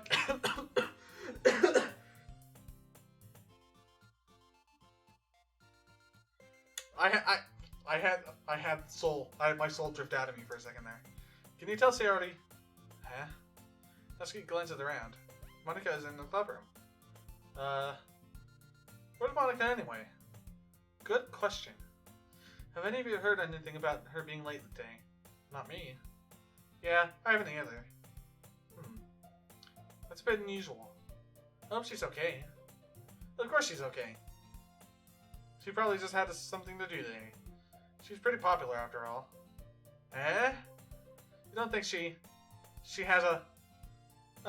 I wouldn't be surprised.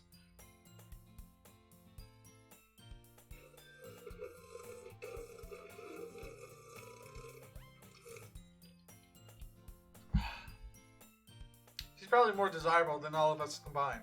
Hey! Don't put Natsuki down like that. That's true. Excuse me? What the fuck you saying about me, you little shit? Suddenly the door swings open. Sorry, I'm super sorry. Ah, there you are. I didn't mean to be late. Hope you guys weren't worried or anything. Eh? Monica chose the club over her boyfriend after all. You're so strong-willed. But boyfriend? What on earth are you talking about? Monica quizzically glances at me. Never mind that. What held you up anyway? Well, my last period today was study hall. To be honest, I kinda just lost track of time. That makes no sense, though. You would have heard the bell ring, at least.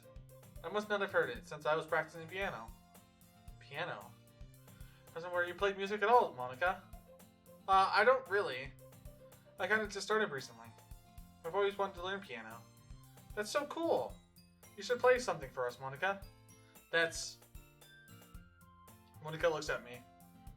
Maybe once I get a little bit better, I will. Notice how she's constantly staring at me. I think she, too, also wants my wee-wee. Yay! That sounds cool. I'd also look forward to it. Is that so?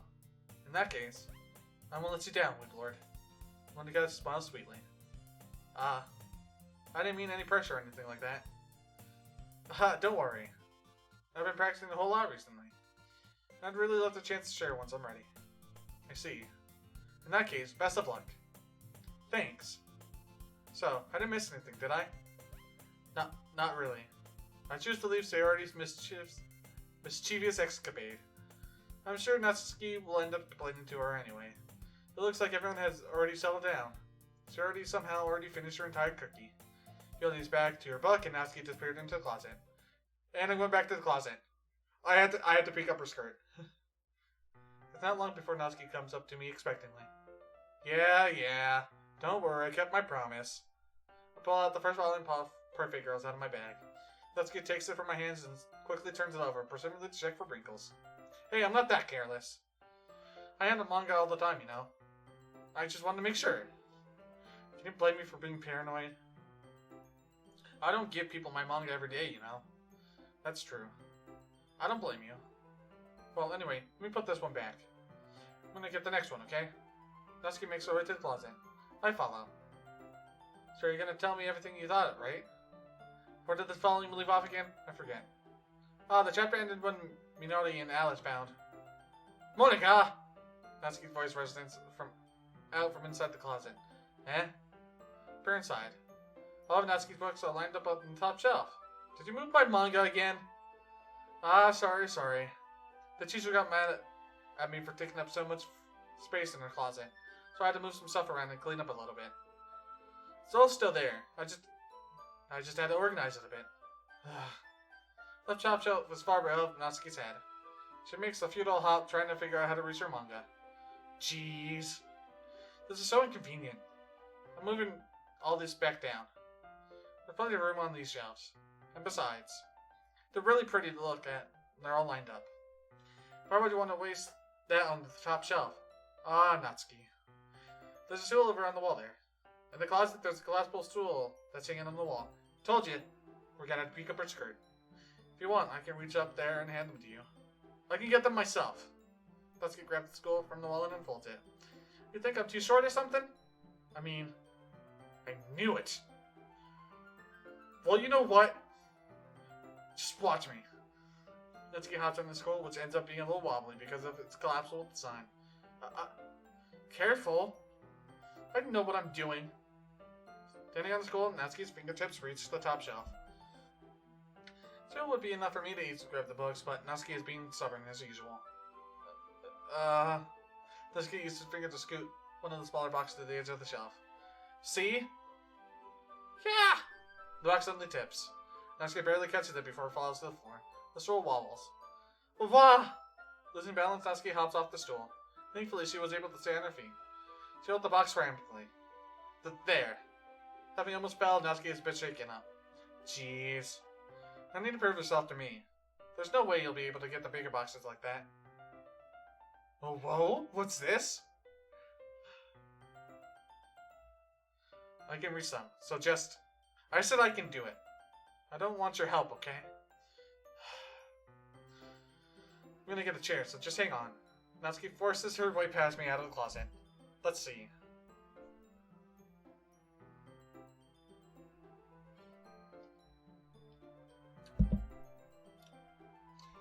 The classroom chairs have the desk attached, so they're too inconvenient to fit into the closet. Aha! Natsuki trots over to the teacher's desk, which has a computer chair behind it. She rolls it in on his wheel over to the closet. It's a little dangerous since the chair swivels and rolls, but I've already learned my lesson, so I keep my mouth shut. Natsuki climbs on the chair, then slowly dances on her feet. Since she refuses my help, I take a seat, put my back against the side of the doorway, and simply watch. Aha, there we go.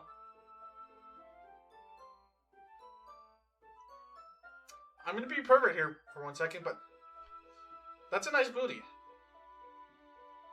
And the books are nice too. Aha, there we go. See, I can easily do it now. Natsuki grabs a stack of manga and bends down to put it on the shelf below. But what? The chair swivels.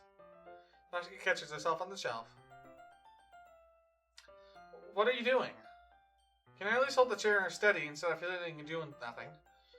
Who was it told me not to help? Yeah, I got you. Hold the chair while Natsuki reaches back up.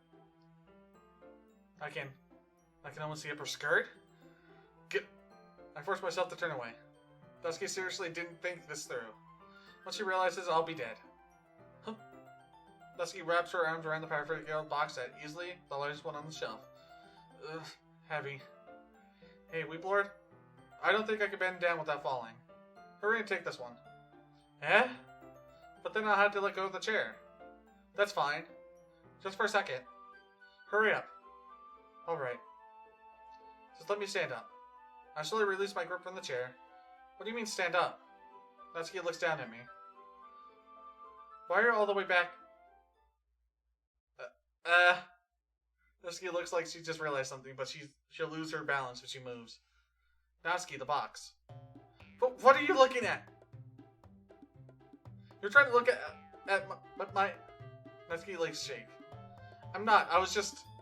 Natsuki, don't try to move. Just give me the box. You perv. You set me up. Go away. Get out. But I'll do it myself. The chair suddenly swiveled beneath Natsuki's feet. Natsuki! Kya! The scene turns into chaos in a split second. The chair flies from under Natsuki's feet. Frantically, I try to catch her. The box topples out of her hands and the book goes flying. I got you!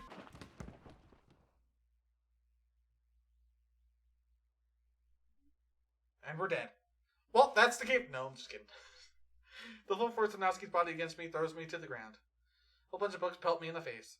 Natsuki tries to shield herself from her with her own arms as her face lands straight onto my chest. But her arm and my back seriously felt the impact. Slowly, Natsuki comes to her senses. She presses her arm straight into me to prop herself up. Natsuki seems to realize that it's not the floor that she's beneath her. Gross! Gross! Her fist pounds into my chest. Natsuki then hoists herself to her feet. What were you thinking? You sicko? Everything okay over there? I heard a loud noise. Monica suddenly peers in. Monica, see what happens when you put manga on the top shelf? Are you trying to kill your club members or something?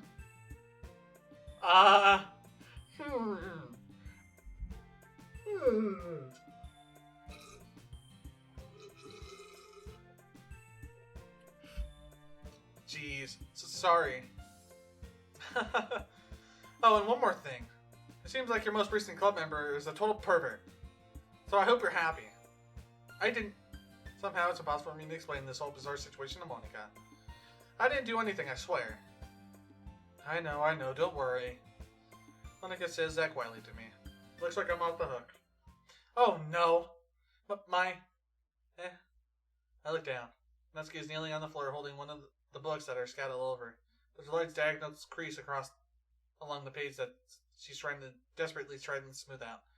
I must have landed on the page. Natsuki tries a bit more to fix the crease, but she can't get it out. Suddenly, she goes up and slams the book shut and throws it to the floor. Instead of continuing to yell, she just lowers her head.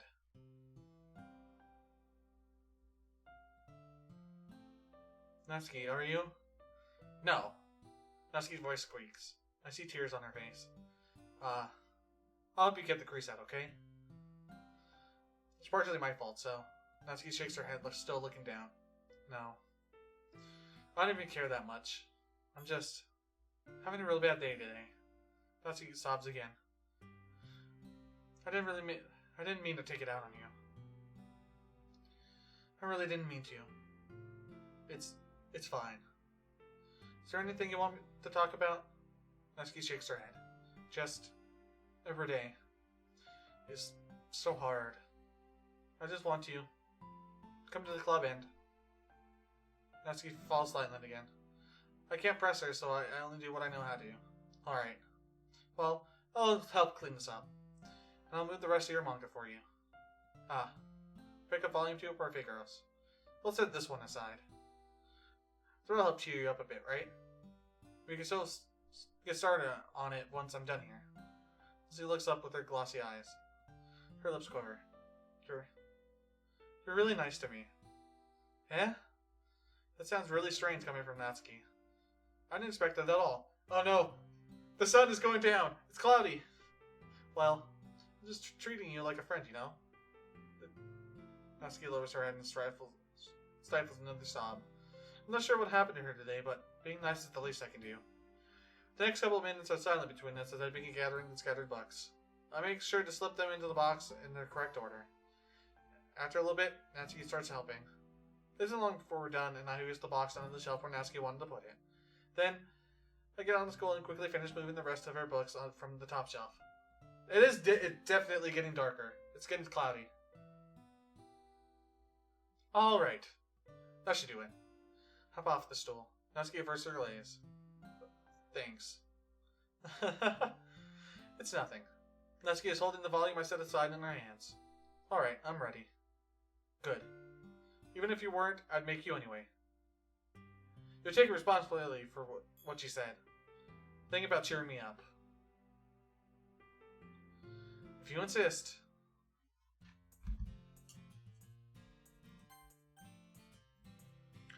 Okay, I'm gonna be right back. I'm gonna go get some more tea. So, I'm gonna keep the microphone on so you can hear me come back.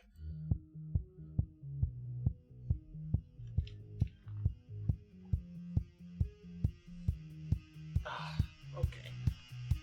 Time to get some more tea.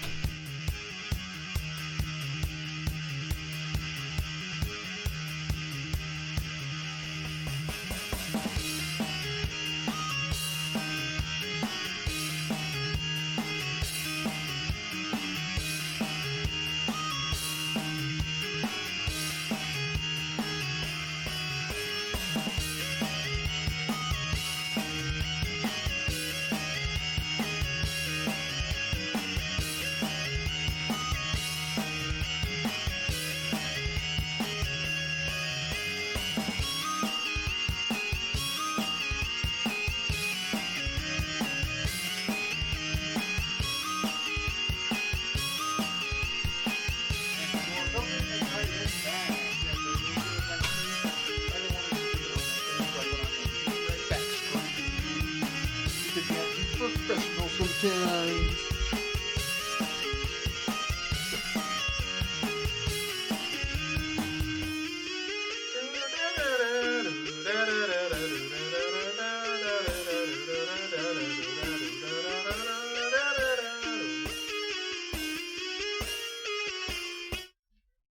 Alright, back to the game now. Alrighty then. I got myself some more tea.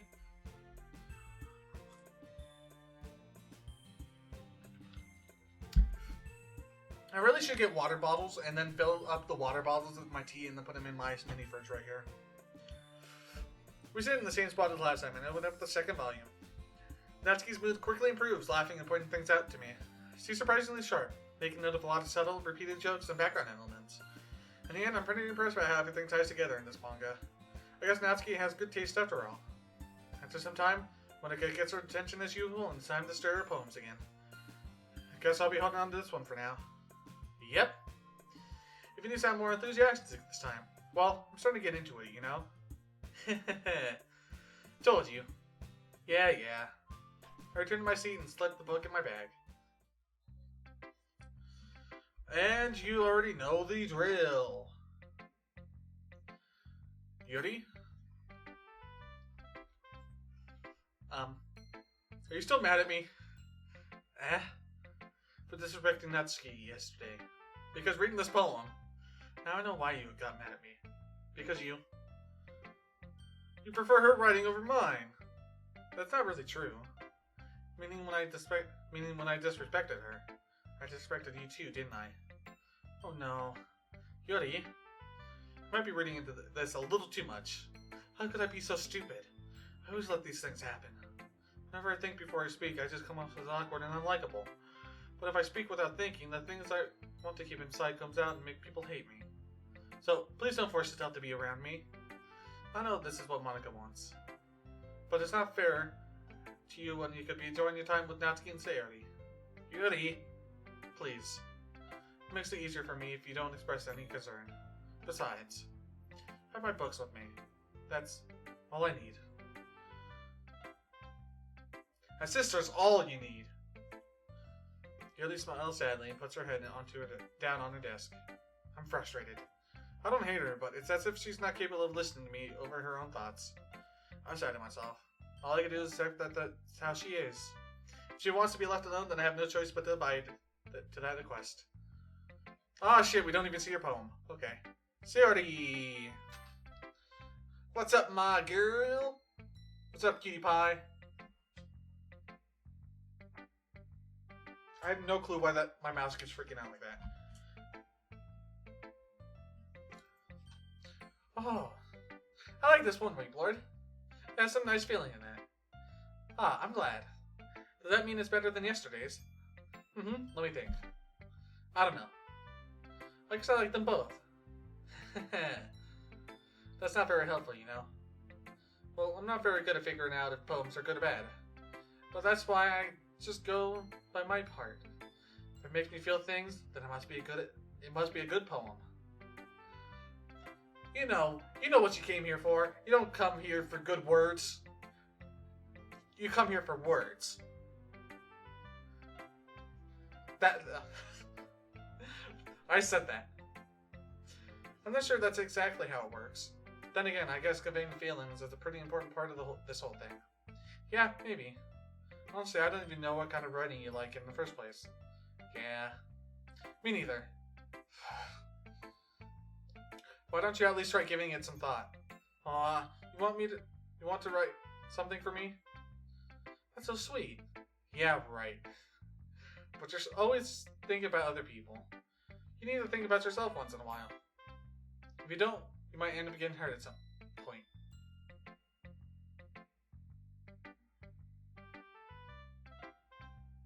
Oh, it is off-center.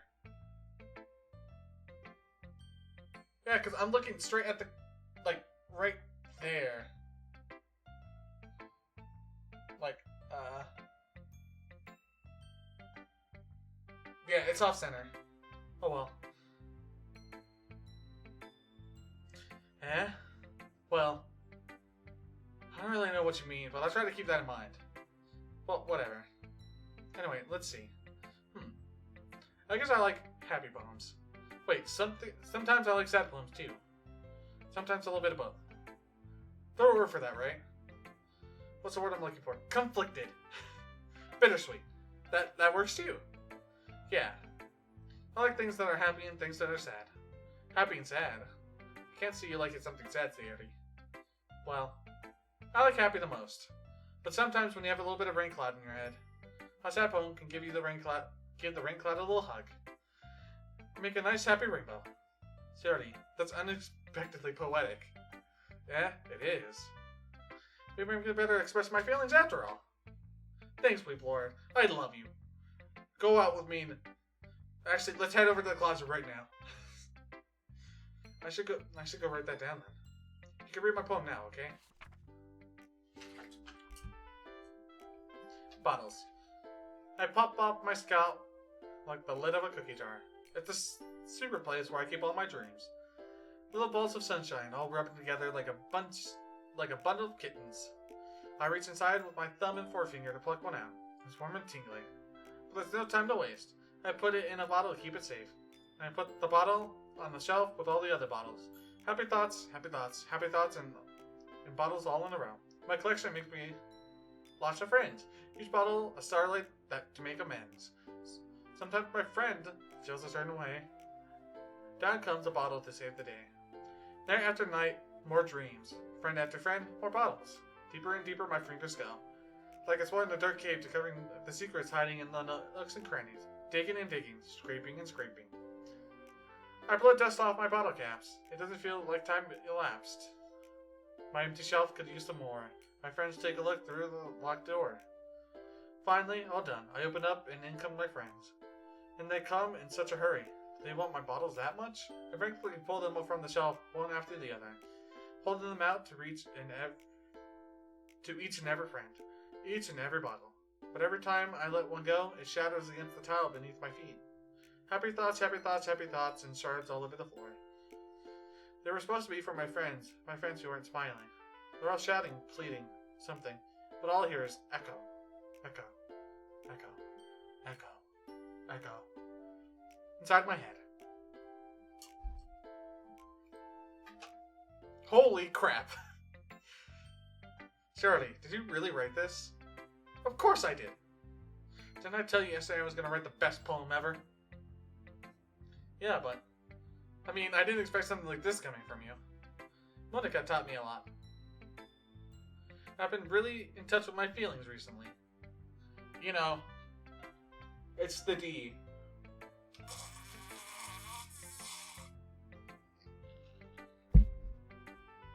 I see that. It's almost kind of creepy. Creepy? Well, not exactly. Maybe because I'm so used to you being cheerful. Well, never mind. I'm thinking too hard about it. The point is, it came out good, so you should be proud of it. Aw, thanks. I feel like I was meant to express myself this way. It even helped me understand my own feelings a little bit better. Writing is like magic. You've gotten pretty passionate about this, huh? Hope you keep it up. Yeah, writing is the best. I'm gonna keep writing until I die. Don't get ahead of yourself. Sure, it's always had a habit of getting obsessed with something before dropping it. No more than a week later. I wonder if this is one of those times. Oh, something's gonna be dropping in about a week. But seeing the passion in her eyes makes it hard for me to be pessimistic. And it's time for Best Girl, Natsuki. Natsuki reads my poem.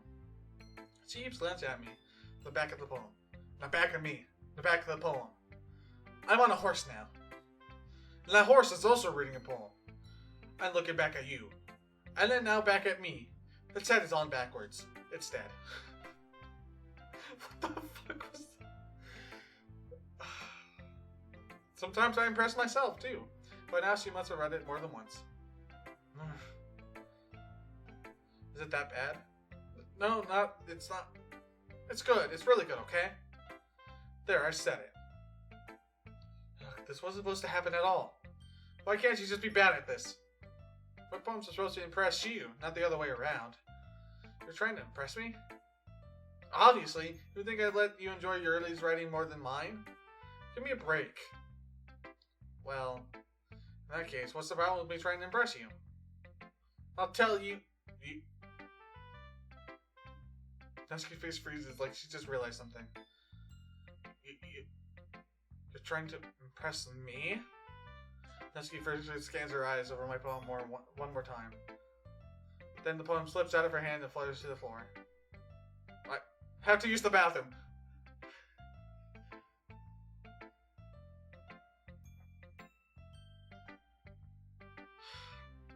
She's going to go flick the bean. She's going to be right back. Red-faced, Natsuki quickly walks out of the room. Hey, Weeblord.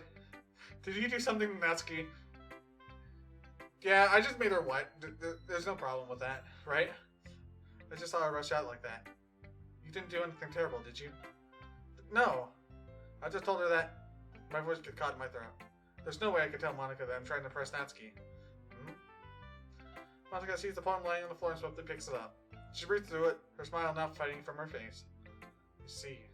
You wrote this for Natsuki, didn't you? I mean, not really. In fact, didn't she like your poem a lot the other day too? Surprised you know her taste so well already. Are you sure you're not cheating, Weeblord? Cheating? What do you mean by that? Never mind. I'm just kidding. I didn't understand Monica's joke at all.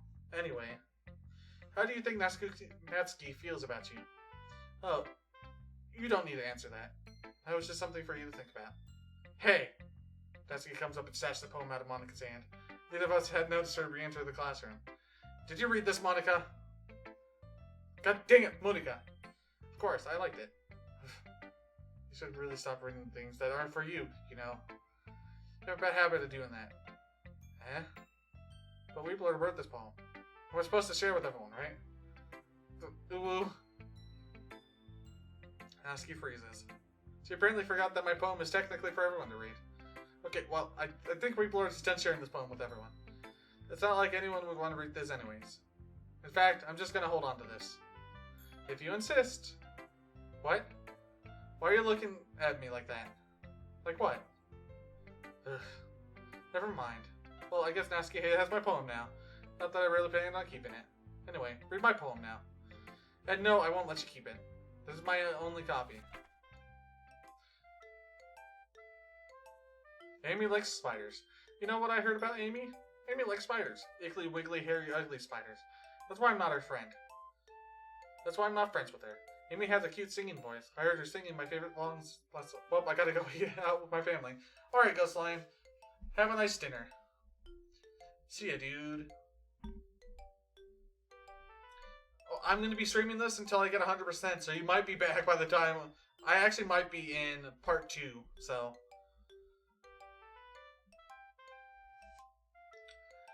But yeah, see ya, Ghostline. Have a nice time with your family. Amy has a cute singing voice. I heard her singing my favorite love song. Every time she sang the chorus, my heart would pound. to the them with the words. But she likes spiders, that's why I'm not friends with her. One time I hurt my leg really bad. Amy helped me up and took me to the nurse. I tried not to let her touch me. She likes spiders, so her hands are probably gross. That's why I'm not friends with her.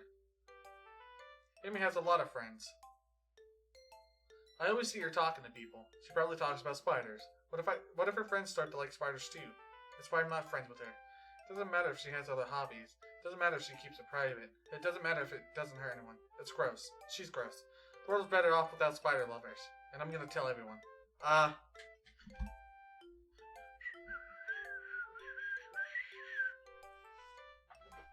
Not bad, right? It's quite a bit longer than yesterday's. Yesterday's was way too short. I was just warming up. I hope you didn't think that was the best I could do. No, of course not. Anyway, the message is pretty straightforward in this poem. I doubt I had to explain it. Sometimes you can explain complicated issues with much simpler analogies. And it helps people realize how stupid they're being. Like anyone would agree with the subject of this poem is an ignorant jerk. Do you know people like that? Of course, it's about how everyone thinks mine. That doesn't matter. It could be about anything. I want it to be easy to relate to. Everyone has some kind of weird hobby or guilty pleasure. Wait, what did I say? Sometimes that you're afraid if people find out that they make fun of you or think less of you. But that just makes people stupid. Who cares what someone likes, as long as they're not hurting anyone and it makes them happy. I think people really need to learn to respect others for liking weird things. Well, you're definitely right. At least I can relate to that. I'm sure a lot of other people can too. You know, I'm glad that you appreciate the kind of writing. I mean, I know I was talking about that yesterday, but I've been enjoying the sharing my writing with you, so consider yourself lucky, okay? Well, thanks for being honest. What's that supposed to mean? I'm always honest. Jeez. Just look forward to tomorrow's too, okay? Alright, I will. Wait, she has my poem. How am I supposed to show it to Monica? Hi again, Weeplord. Did I just magically make another copy? That was kind of silly with Natsuki earlier, wasn't it? I'm glad the two of you have been getting along so well. That's one way of putting it. Anyway, I already read your poem, but you can go ahead and read mine now. I like the way this one turned out, so I hope you do too. Save me. The colors, they won't stop. Bright, beautiful colors, flashing, expanding, piercing. Red, green, blue. An endless cacophony of meaningless noise. The noise, they won't stop. Violent, grating waveforms. Squeaking, screeching, piercing, sine, cosine, tangent. Like playing a chalkboard on a turntable. Like playing a vinyl on a pizza crust. An endless poem of meaninglessness. Load me.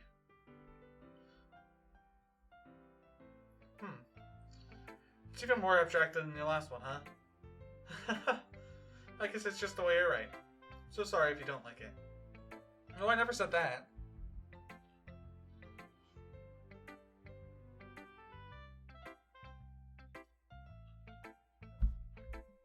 It's just a kind of thing I've never really seen before, I guess.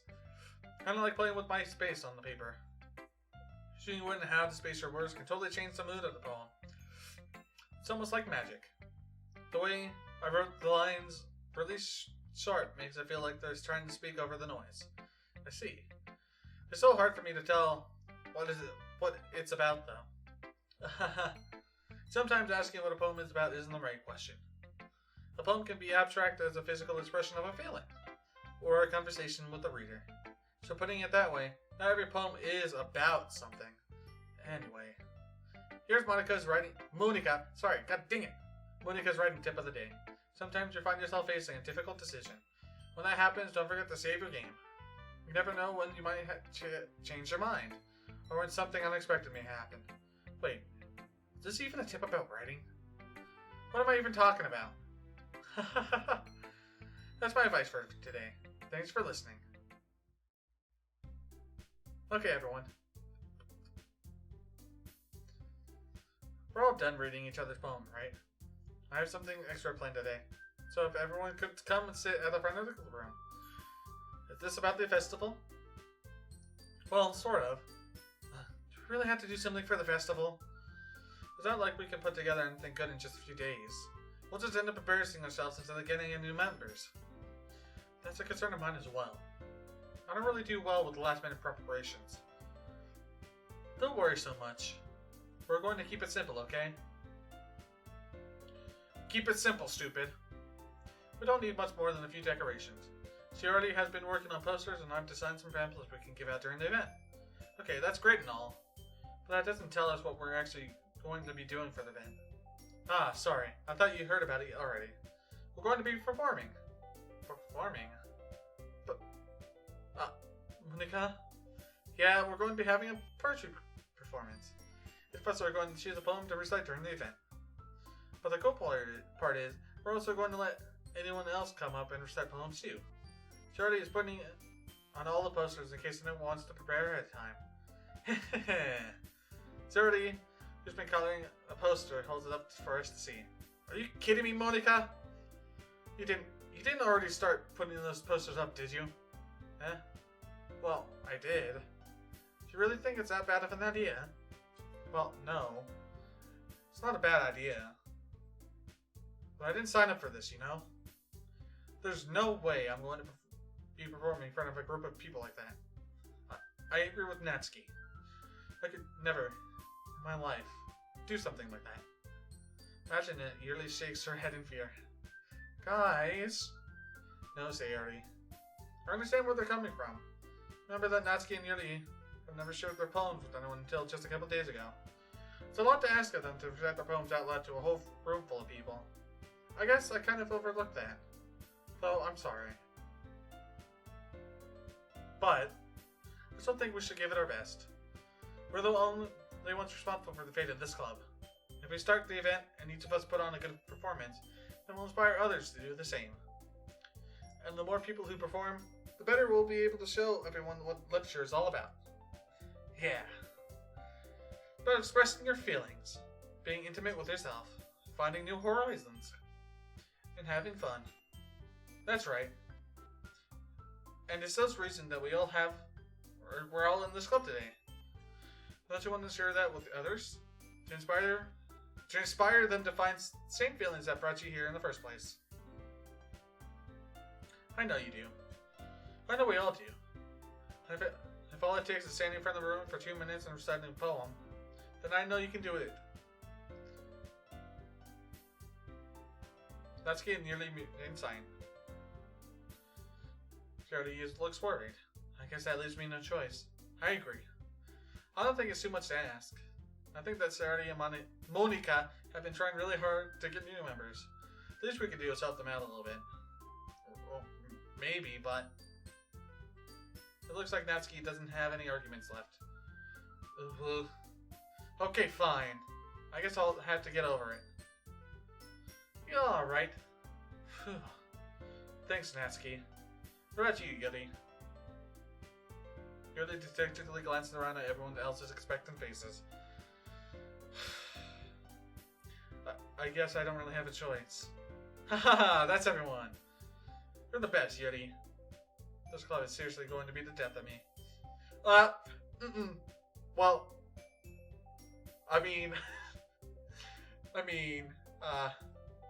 oh gosh. You'll be fine, Yuri. The face Monika, she's making, she's like, she knows. I have to get rid of her soon. But first it's Sayori. But anyway, let's move on to the main event. I want each of you to choose a poem of yours. We're going to practice reciting them in front of each other.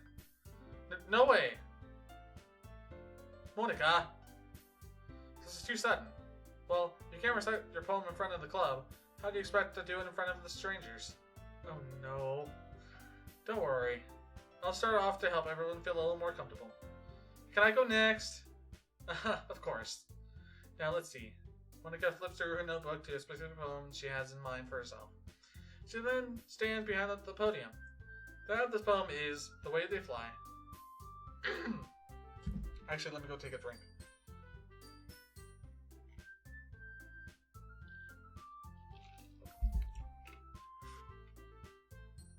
Monika begins reciting her poem. Her clear, confident voice fills the room. More than that, her inflection is pristine. She knows exactly how to apply emotion behind each line she recites, bring the words to life. This is something she's done before, or she's simply a natural. I glance around me. Everyone has their eyes on Monica. Monica! God dang it! She already looks amazed. Yuri has an immense expression on her face that I don't understand. Finally, Monica finishes the recitation. The four of us applaud. Monica takes a breath and smiles. That was so good, Monica! Thank you very much. I was just hoping to set a good example. Are you ready to go next, Sayori? I'll go next. What? Yuri's fired up all of a sudden. Yuri clenches the sheet of paper between her hands and stands up. Keeping her head down, she walks quickly over to the podium. This poem is called... Yuri anxiously glances at each of us. You can do it, Yuri. It's called After Image of a Crimson Eye. Yuri's voice shakes as she starts reading the poem. Just a moment ago, she practically refused to do this. Why is she suddenly putting in so much effort? I'm sure he gets past the first couple lines, her voice changes. It's almost like what happens when Yuri gets absorbed in her books. Her quivering voice transforms into the sharp syllables of a fierce and confident woman. The poem is full of twists and turns and a structure that she enunciates with perfect timing. This would be a rare glimpse into the whirling fire Yuri keeps concealed inside her head. Finally, she's finished. Everyone is stunned. Yuri snaps back into reality. Up the coast gravity. Mom spaghetti. She's nervous. But on the surface she looks calm and ready to drop bomb. But she's long forgetting Mom spaghetti. Glancing around her as if she's bewildered even herself. It's up to me to save the situation. I'm the first to start applauding. Everyone joins me afterward, and we give Yuri the recognition she deserves. It's not what we wanted to applaud her for, but we're caught so off guard that we must have forgotten. As we applaud, Yuri holds the poem to her chest and pushes it back into her seat. Yuri, that was really good. Thank you for sharing. Looks like Yuri is down for the count. Okay! I guess I'm next then. Yuri hops out of a chair and cheerfully walks to the podium. This one's called My Meadow. Ah. Sorry, I giggled. Sure, Artie. It's all harder than I thought. How did you guys do it so easily? Try not to think of it like you're reciting to others. Imagine you're reciting it to yourself like in front of a mirror, or in your own head. It's your poem, so it'll come out the best that way. I see. Okay then. She already begins her poem. Somehow, it feels like her soft voice was made as a perfect match. The poem isn't aimlessly cheery like Sayori's is. It's serene and bittersweet. If I were to read this poem on paper, I probably wouldn't think much of it. But hearing it come from Sayori's voice gives it a whole new meaning. Maybe this is what Sayori meant when she said she likes my poems. It's like I get to reach more deeply into someone I thought I knew through and through. Sayori finishes and we applaud. I did it! Good job, Sayori. Even people had liked it. I guess that's a good sign. What does that even mean? It came out nicely, Sayori. The atmosphere of the poem fits you nicely. But it might be the other poems wouldn't work quite as well with that kind of delivery. I don't really understand. In other words, I've seen poems of yours where that sort of gentle delivery wouldn't work as well. They might need a bit more force behind them depending on what you're reading. Oh, I know what you mean. I've been practicing that kind of thing. It's just embarrassing to do in front of everyone.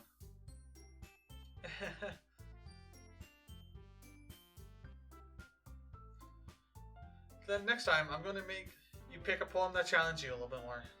We don't have much time before the festival, you know. Okay. Now who's next? Natsuki?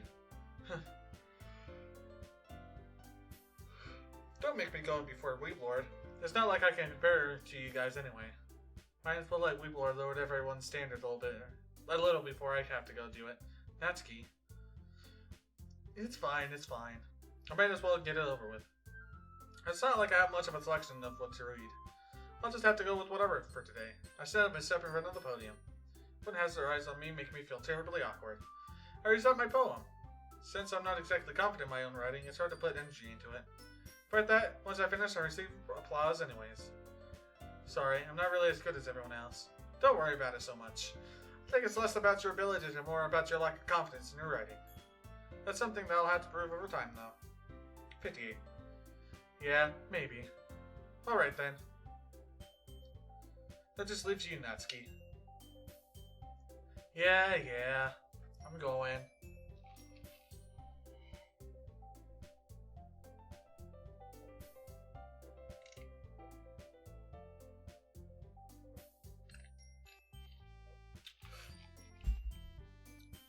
Natsuki progressively gets out of her seat and makes her way to the podium.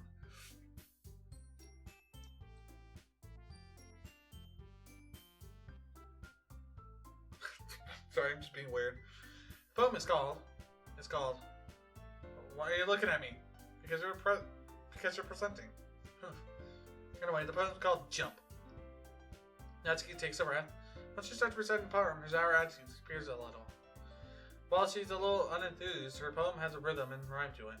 It's Natsuki's trademark style, and it works surprisingly well when spoken aloud. The words feel like they bounce up and down, as if giving life to the poem. Natsuki finishes, and everyone applauds. She hops back to her seat. That wasn't so bad, was it? Easy for you to say. You'd better not make me do that again. Well, do you at least feel prepared enough to recite a poem in front of other people? I mean, doing it in front of other people will be way easier. I can put on whatever face I want for other people, but when it's just my friends, it's just embarrassing. That's surprised Natsuki. I think it would be the other way around for me. Well, that's just how it is, so... Well, I guess in that case, you wouldn't have much to worry about for the festival. That said, I want to thank everyone for coming through. It might be hard, but I hope that you all have ideas of what it's like now. Make sure you pick up a poem and get enough practice for the festival, okay? I'll be making pamphlets, so let me know ahead of time what you'll be reciting. Jeez. You should probably find some other poem to recite instead. That's fine too. It doesn't have to be your own. I'm already presently surprised that you're putting in all this effort for the club. It makes me really happy. Also, why does her skirt has to flip up like that? Yeah, no problem. Okay, everyone. I think that's about it for today. I know the festival is coming up, but let's try to write poems for tomorrow as well. It's been working out really nicely so far, so I'd like to continue that. As for the festival, we're finished planning tomorrow, and then we'll have the weekend to prepare. Monday's the big day. I can't wait! I can do this. I can do this. Alright. I stand up. There's no way I'll be able to find the same enthusiasm as Sayori and Monica. Monica! God dang it! Stop at me! But I'll do my best to get through it. If it's for the sake of the club, and impressing Monica, then I'll have to do my best. Ready to go, Sayori? Yep. Look at you two, always going home together like that. Kind of adorable, isn't it? Jeez, guys. Don't make such a big deal out of it. It must be a little nice, though. Well, how am I supposed to respond to that? It's okay, Weep Lord. You don't have to say it. Whatever. Let's go already. I'll walk home with Sayori once more. Even though it's only been a few days, a lot of things have already changed. But today, Sayori is being a little quieter than usual on the way home. Is Sayori? Sorry, I was spacing out. No wonder. I was thinking about something from earlier. I like how we get to... I mean... Sayori fumbles with her words. So, let's just say that one day Natsuki asked to walk home with you. Huh? What would you do? What kind of question is that? You're kind of putting me on the spot here.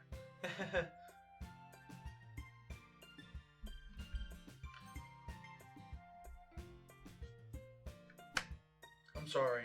I'm so sorry. Please forgive me, anime gods and visual novel gods, for what I'm about to do.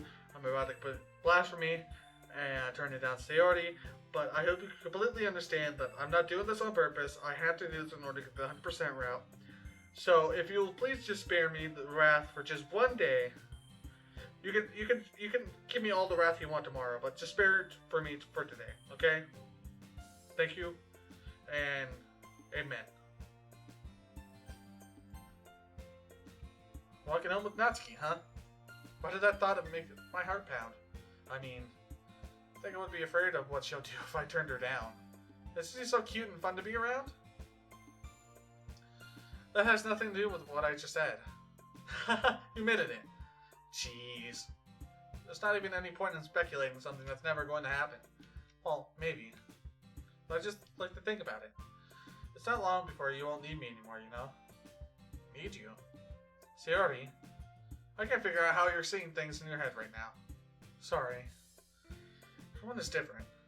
Nobody in the club is a replacement for you. If you say so. The conversation trails off and I'm left feeling awkward. But it was kind of her fault for trapping me with such a weird question. I can't just lie to her. But if there's something that makes her happy, I would hate to take that away from her. That's why I said there's no point in speculating. Then again, the festival is only a few days away. Who knows what will happen in that time? Oh boy, I know.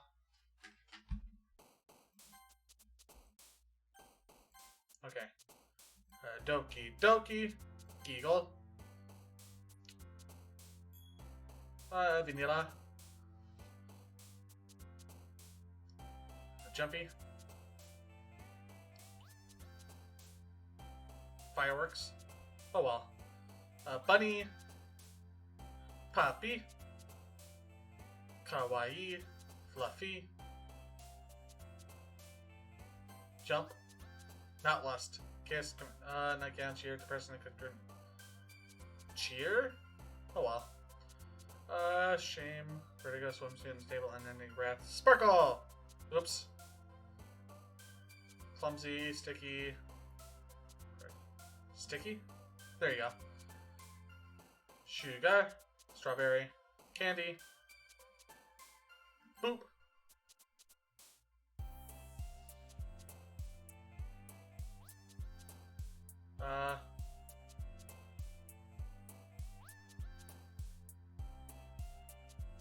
Whistle. Pink.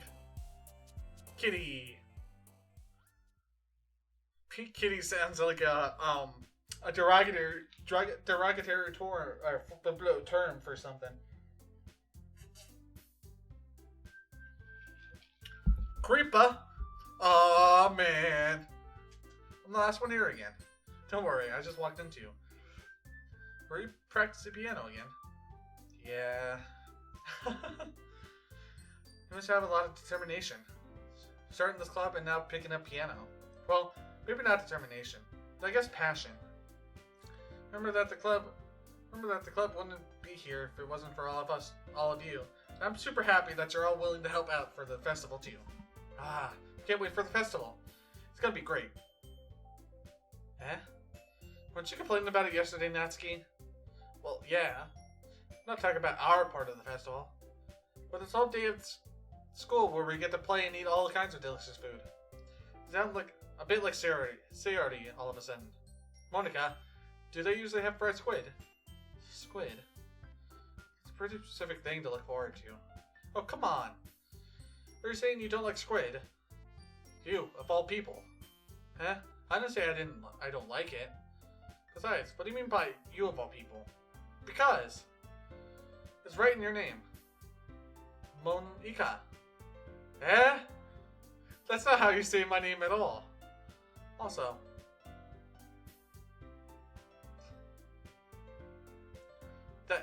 that joke makes no sense in translation. Never mind. Let's just focus on our own event for now, okay? Fine. Reactions aren't as fun as Yodi's or Sayori's anyways. Excuse me? What'd you say about me, you little shit? Oh, sorry, I've made that reference twice already. Where's Sayori anyway? Oh, there you are. Sayori is sitting at a desk in the corner of the room looking down at nothing. I walk over to her. Hey, Sayori. I leave my hand in front of her face. Eh? We're spacing out again. Sorry. Don't mind me. You can go talk to everyone else. Huh? Is everything alright? Of course. Why wouldn't it be? It just feels like you're a little off. Sorry for assuming things. Jeez, you worry too much about me. I'm fine, see? Sayori shows a big smile. Don't let me distract you from having fun with everyone. Well, alright. You say so. I hurriedly glanced at Sayori before turning back towards everyone else.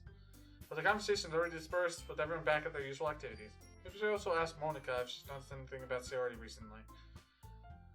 Since they've been prepping for the festival, they must be spending a lot of time together. I timidly approached Monica, who is shuffling through some papers at her desk. Whiplord, what's up? Hey, this might sound a little strange, but have you noticed anything up with Sayori recently? Nothing up with her? In what way do you mean? Maybe I'm reading into it a little too much, but she seems a bit downcast today. Oh, you think so? I can say I've noticed anything about her.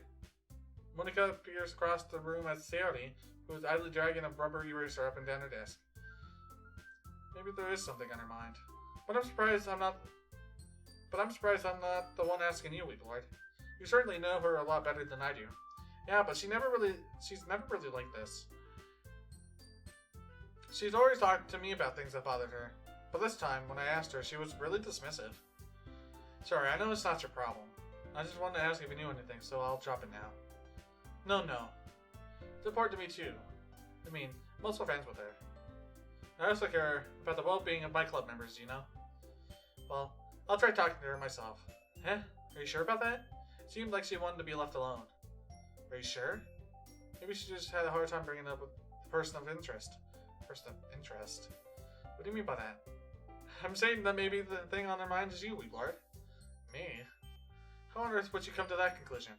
Well, probably shouldn't say too much, but she already talks about you more than anything else, you know? Eh?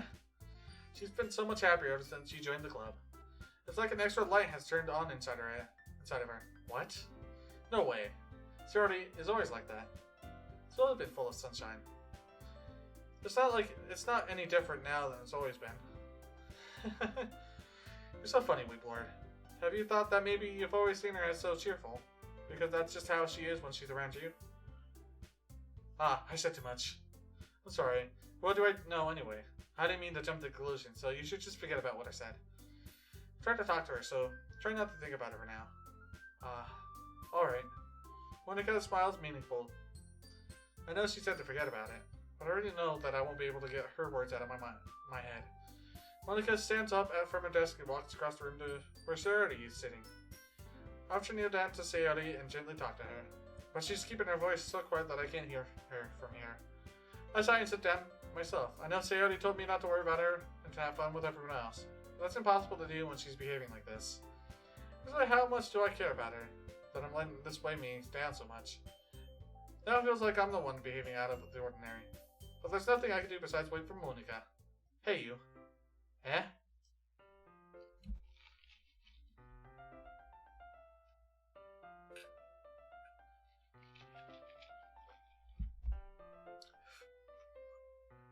I look up to see Natsuki next to me. Are you just gonna sit there and keep staring at nothing?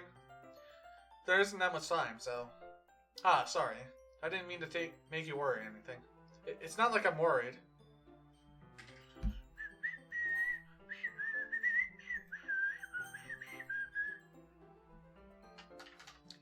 I was just... Natsuki glances down at her side. She held a volume of manga in her hand. That's right. Something just came up for a minute, but we can get started now. I won't make you wait any longer. Jeez. Now you make me feel like a jerk. If something's bothering you, then you can just tell me to leave you alone, and I will. I mean, assuming you didn't feel like talking about it or anything. She practically mumbles that last part. Nah, I'm probably making it seem like a bigger deal than it is. I've just been thinking about Sayori, that's all. So Sayori? Think about her. Yeah, she's been pretty down today. But she didn't want to admit it to me. So I can't help but wonder if something happened to her. Oh. Let's get your sales. Well, first of all, you should really work on your phrasing. But anyway. You're her best friend, right? Yeah, I guess so. Yeah. Then in that case, I think you should trust her a little more. If she needed you, then you would be the first person she would go to, right? Well, I guess that's true. I mean, some people just have those days. You can't always avoid it. If anything, she probably doesn't want you to worry about her, because it's not that important. Yeah, that's kind of what she said to me. It was not right for me to go against her wishes. Exactly. If she needs you to worry about her, then it'll be a lot more obvious. Yeah, I should have thought of it that way from the start.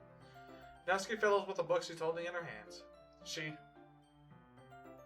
really means a lot to you, doesn't she? Don't get the wrong idea or anything. We've just been friends for a long time. It's not normal to be worried about your friends. I mean, you're worried about me, so... I was not. Jeez, if you're fine, then let's hurry and get started already. Yeah. Okay, everyone. After some time passes, Monica calls out to the clubroom. Why don't we share our poems now? But right now, everything is back to normal. Monica goes to retrieve the poems, and I do the same. I make contact with Monica, and she smiles at me. I wonder what she was talking about with Sayardi. Well, you know the drill. She looked happy and then she looked away. Really doesn't look too enthusiastic about spending time with me. I guess if she changes her mind, she'll come to me. But I should leave her be for now. Sayardi. It's nice, I guess. Come on, I can already tell you don't like it. Well, you don't need to worry about what I think. After all, you wrote this for someone else, didn't you? Probably Natsuki. Eh? I didn't write this for anyone specifically. Maybe. That's not really what I meant, though. But it's okay. You're making new friends, just like I was hoping. That makes me really happy. And you're happy too, right? In this club? Well, of course I am. Good. That's all that matters to me. Thank you, Weeblord. Sayardi. Is there something wrong? Huh? No, nothing. I'm just a little tired today. Alright. Just tell me if you need anything. I will. Don't worry about me, okay? You can go play with everyone else now. If you insist. Yay! I'm gonna go home a little bit early today. Sayardi? Tell Monica I wasn't feeling well, okay? I'll see you tomorrow.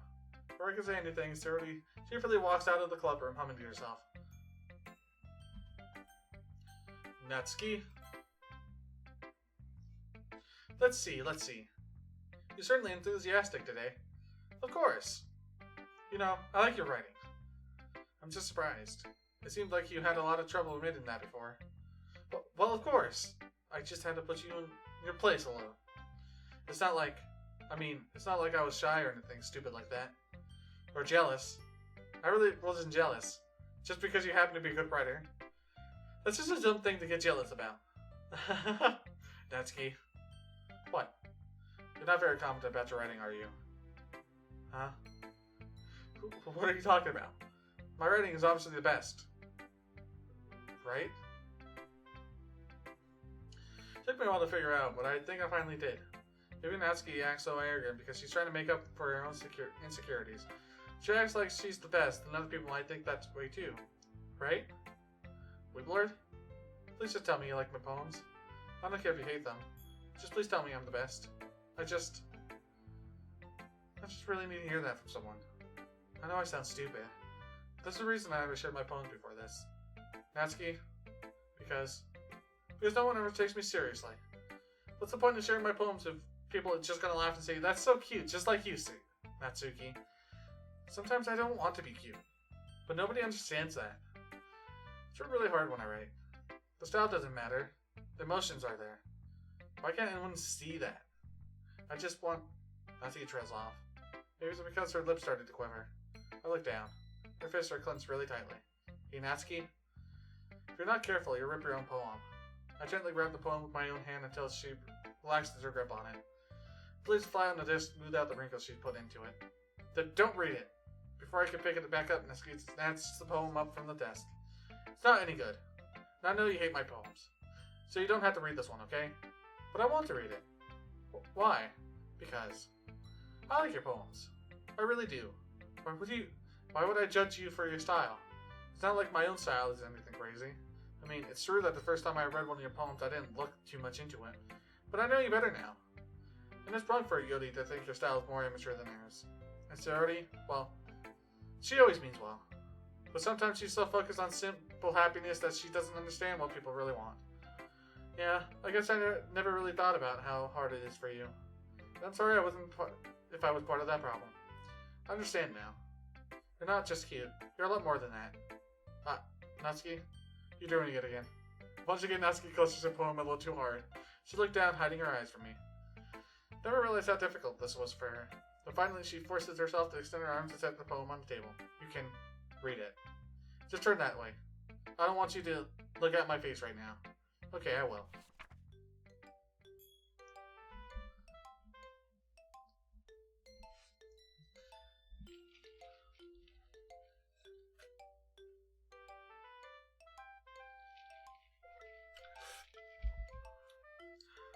Because you. Tomorrow will be brighter with me around. But when today is dim, I can look down. My looking is a little more forward because you look at me. When I want to say something, I say it with a shout. My truest feelings will never come out. My words are a little less empty because you listen to me. When something is above me, I reach for the stars. But when I feel small, I don't get very far. My standing is a little bit taller because you stood with me. I believe in myself with all of my heart. But what do I do when it's all torn apart? My faith is a little bit stronger because you trust in me. My pen always puts my feelings to the test. I'm not a good writer, but my best is my best. My poems are a little bit dearer because you think of me. Because you. Because you. Because you.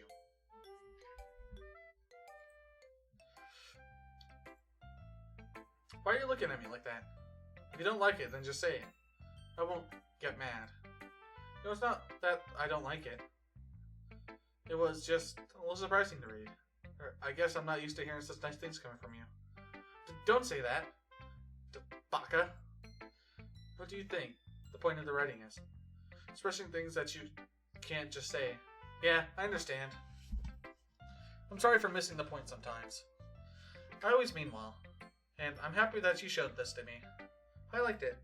Well, yeah. I'm a pro, so Natsuki mumbles, completely failing to sound confident like she usually does. Just remember that I can think these things sometimes too.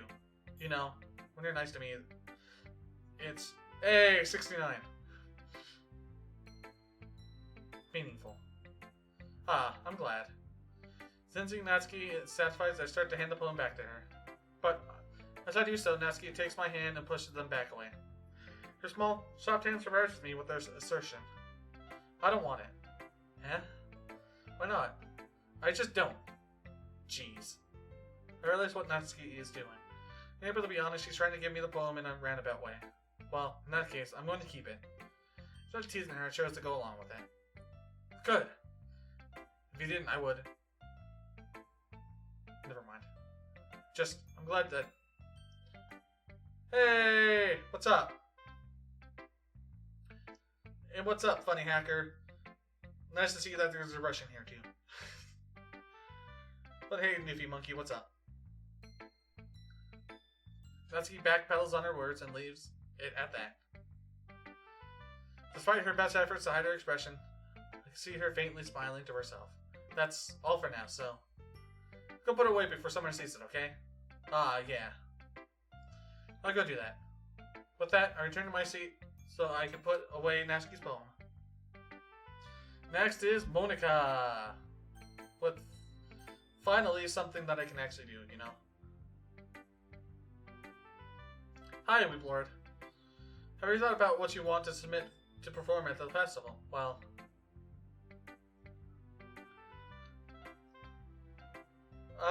I'm pretty sure that's probably saying something about do I speak Russian? No, I do not. Being in this club is one thing, but performing in front of a bunch of people, I'll have to give it some more thought. Okay, no pressure.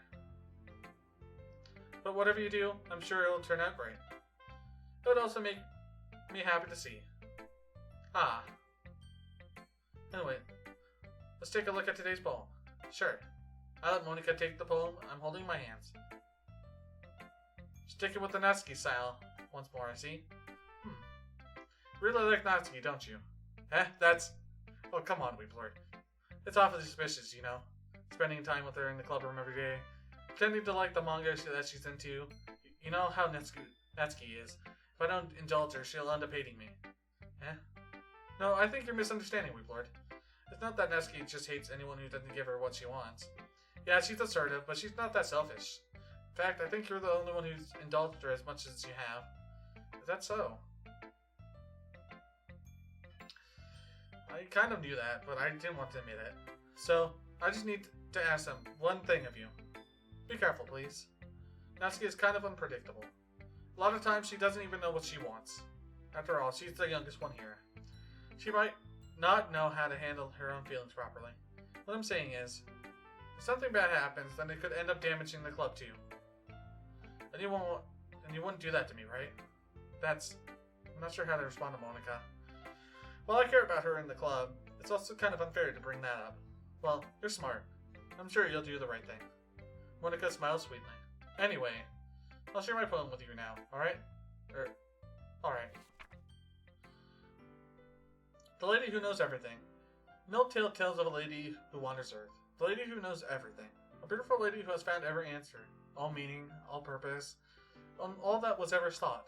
And here I am. A feather. Lost adrift the sky, victim of the currents of the wind. Day after day I search. I search with little hope, knowing legends don't exist. But when all else has failed me, when all others have turned away, the legend is all that remains. The last dim star glimmering in the twilight sky.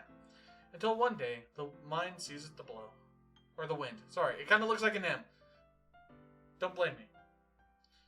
I fall. And I fall, and fall, and fall even more. Gentle as a feather. A dry quill, expressionless. But a hand catches me between the thumb and forefinger. The hand of a beautiful lady. I look at her eyes and find no end to her gaze. The lady who knows everything knows what I'm thinking. Before I can speak, she responds in a hollow voice. I have found every answer, all of which amounts to nothing. There's no meaning, there's no purpose, and we seek only the impossible. I'm not your legend. Your legend does not exist. And with a breath, she blows me back afloat, and I pick up a gust of wind. You know, I feel like learning and looking for answers are the sorts of things that gives life meaning. Not to get too philosophical or anything, but it was kind of on my mind, so that's what I wrote about. I see. I never really put much thought into it. In a way, it's almost paradoxical. Because if we had all the answers, wouldn't the world start to lose all its meaning? You know, there's one thing I noticed. It seems like everyone in the club prefers writing about things that are more sad than happy. Are you surprised? I mean, if everything was okay, we wouldn't really have anything to write about, would we? Humans aren't two-dimensional creatures. I think you'd know that better than anyone. You mean one-dimensional? Yeah, that. Anyway, here's Monica's writing tip of the day. Are you ever too shy to share your writing because you're afraid it's not that good? It can be really disheartening to get a lukewarm response to something you put so much into. But if you find other people who enjoy writing, then sharing becomes a lot easier. Because instead of telling you that your writing is good or bad or okay, they'll want to focus more on everything that went into it and the things you can work on. It's much more encouraging that way, and it will make you want to continue improving. It's almost like having your own little literature club, don't you think? That's my advice for today. Thanks for listening. I'm gonna drink some more tea.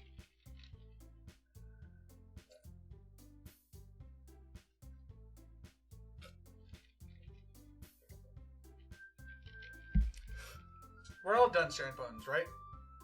How don't we start figuring out... Hold on a second. Is this me or did you say something strange just now? Huh? Something did sound a bit unusual. That's right. You deviated from your usual catchphrase when addressing the club. Catchphrase? I don't have a catchphrase. Jeez. Why is the mood so weird today? Look, even Yuri isn't immune to it.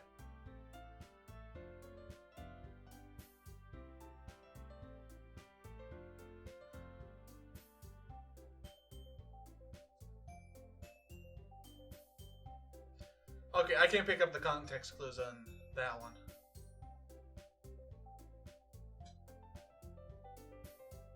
I'm sorry.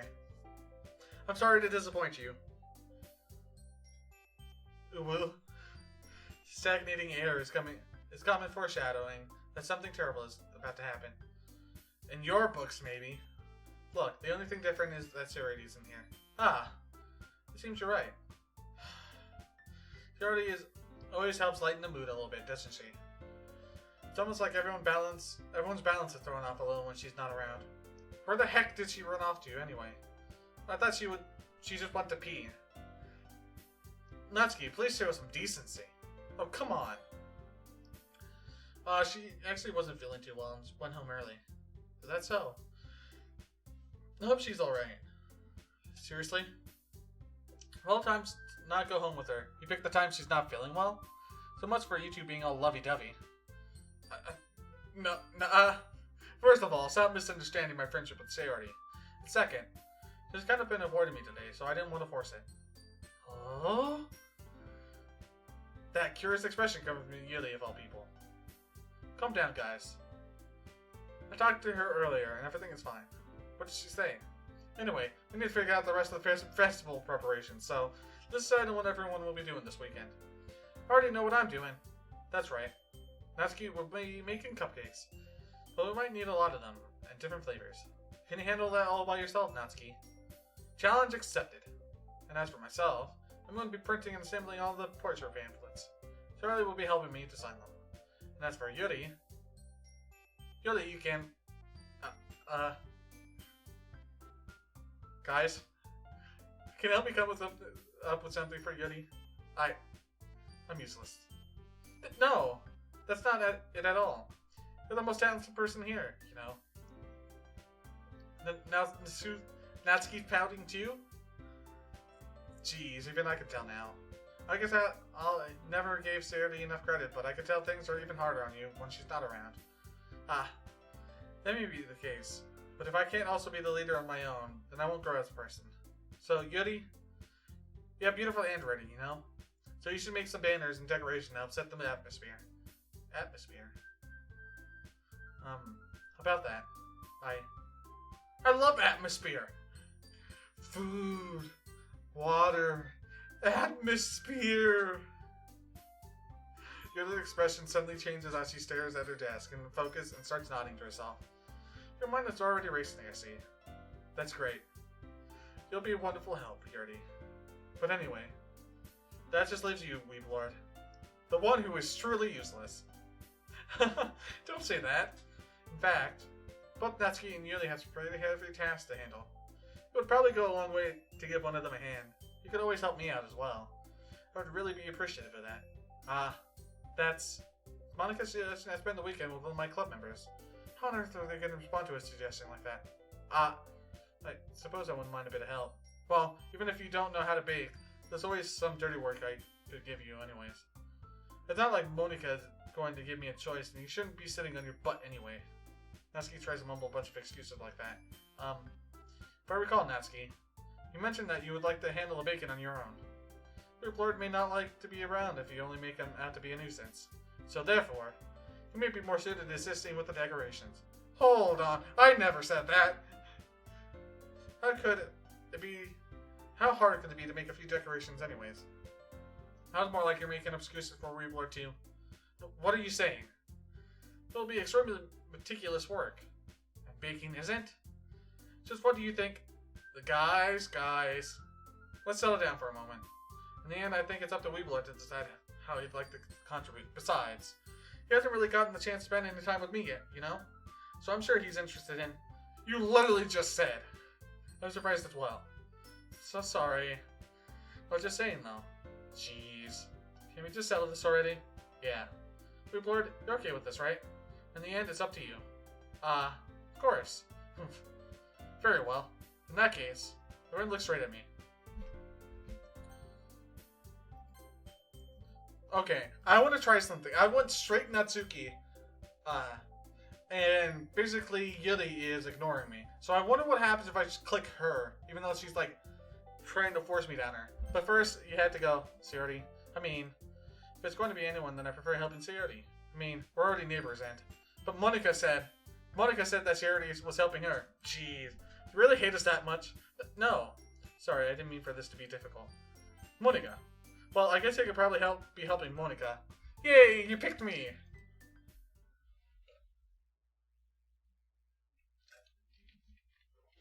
Hold on a second. Yeah. Monica, you're the one who needs the least help out of all of us. But I agree with Natsuki. Not only is your work already most suitable for one person, but you already have Sayori as well. But Weebler was one who, That doesn't matter. You're the one who scared him into picking you in the first place. You're the club president, Monica. You're supposed to make responsible decisions for the club. Monica, you shouldn't let any ulterior motives interfere with this decision. Ulterior motives? What are you saying, Yuri? In fact, it sounds like you guys are the ones with ulterior motives. Excuse me? What did you say about me, you little shit? And that's number 3. Otherwise, this wouldn't have been made into such a big deal in the first place. That's completely false, Monica. Yeah. We have a lot of work to do, you know. We won't do as good of a job if you make us work alone. Maybe that's true. Think of the club, Monica. If we want our event to succeed, then we need to appropriately distribute our resources.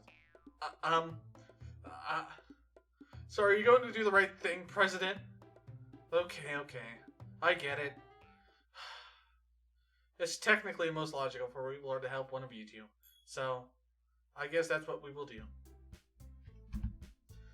Okay, what happens if I click Yuri? Well, I'll probably be most useful helping you out, Yuri. Me? Are you serious? Why would you... Natsuki, I can already tell you're about to say something mean. No. I was just saying. So you'll be helping Yuri then, Weeblord? Yeah. That's what I'm going to do. I'm glad. I have a habit of overthinking these sorts of things, so I think your assistant will be useful. That's great to hear. Natsuki, will you be able to handle the baking yourself? I mean, yeah. I already said it would be fine. Okay. We can tell that Natsuki is feeling a little sour. So, is that everything we needed to go over? Yeah, that should be about it. Are you guys excited? Well, excited may not be the right word, but I suppose I'm looking forward to it a little bit. Do you feel the same way, Weeblord? Me? I guess you could say I'm interested in see how it'll turn out. That's good enough for me. What about you, Natsuki? Natsuki? What? Why is everyone yelling at me? I didn't even do anything. No. That's not what I meant at all. Yuri anxiously glanced between everyone in the room. I'm sorry for this. I don't really know why you were able to pick me. And also, their cupcakes are the best cupcakes I ever had. They really go well with my tea. And nothing that I do for the event could look compared to that, so... I get it. I'm kind of surprised, though. Why? Well, I'm the one acting immature. I already know that. But you're trying to cheer me up all of a sudden. I know, I'm not very good at it. I'm sorry if I said something bad. Natsuki isn't the only one surprised. Monica and I are also taken aback by Yuri's words. When she already has trouble with words, trying to cheer someone up must be far out of her own comfort zone. But I begin to understand. Yuri was trying to sound like Sayori. Even if it didn't work perfectly, I could tell that she tried to say something Sayori would say at a time like this. Because Sayori always helps out everyone with a smile and feel good about themselves. No. I kind of appreciate it. I'm sorry for making a big deal out of nothing. But I'm going to say this. You better bet that my cupcakes are going to be the best part of the whole event. I believe you. Yeah, I hope to see everyone do their best. But with that, there's nothing for me today. So I guess it's time for us to head out. Alright, let's get out of here then. Everyone packs up their things. I should have followed Monica and Natsuki out the door as they chat between each other. Turn around. Sorry. I realized that I don't have any way of contacting you this weekend. Oh, you're right. I can't believe that slipped my mind. Should I give you my phone number? I think that would be the best way, yes. Alright then. You and I exchange phone numbers. Okay. Then I'll be stopping by your house on Sunday. Huh? My house? Is that a problem? No, not at all.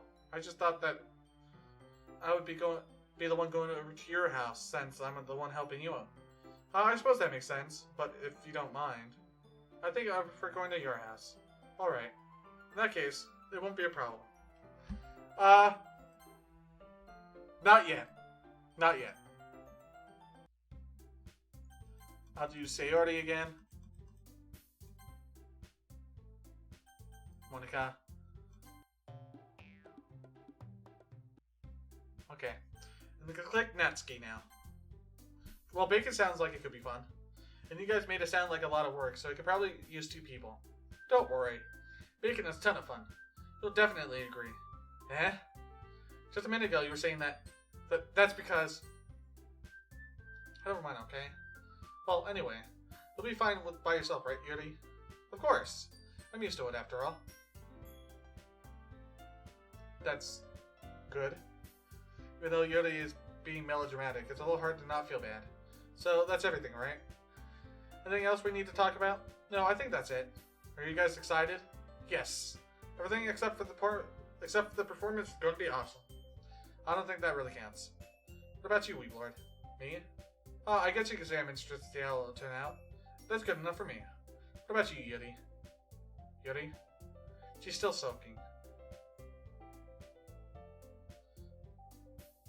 Natsuki starts pouting too. It's not that big of a deal or anything. Well, it might not be just that.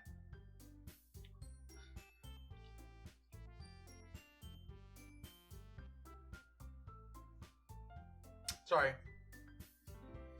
I had a,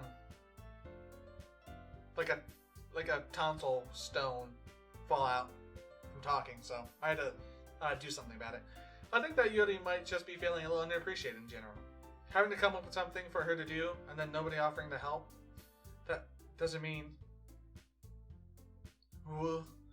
Natsuki glances back and forth between everyone with a worried expression. Look. Natsuki goes over and puts her hand down on Yuri's shoulders. Yuri, you really are the most talented one here. And you're going to help make the event a lot more fun and welcoming. I mean, the cupcakes will probably help a lot too.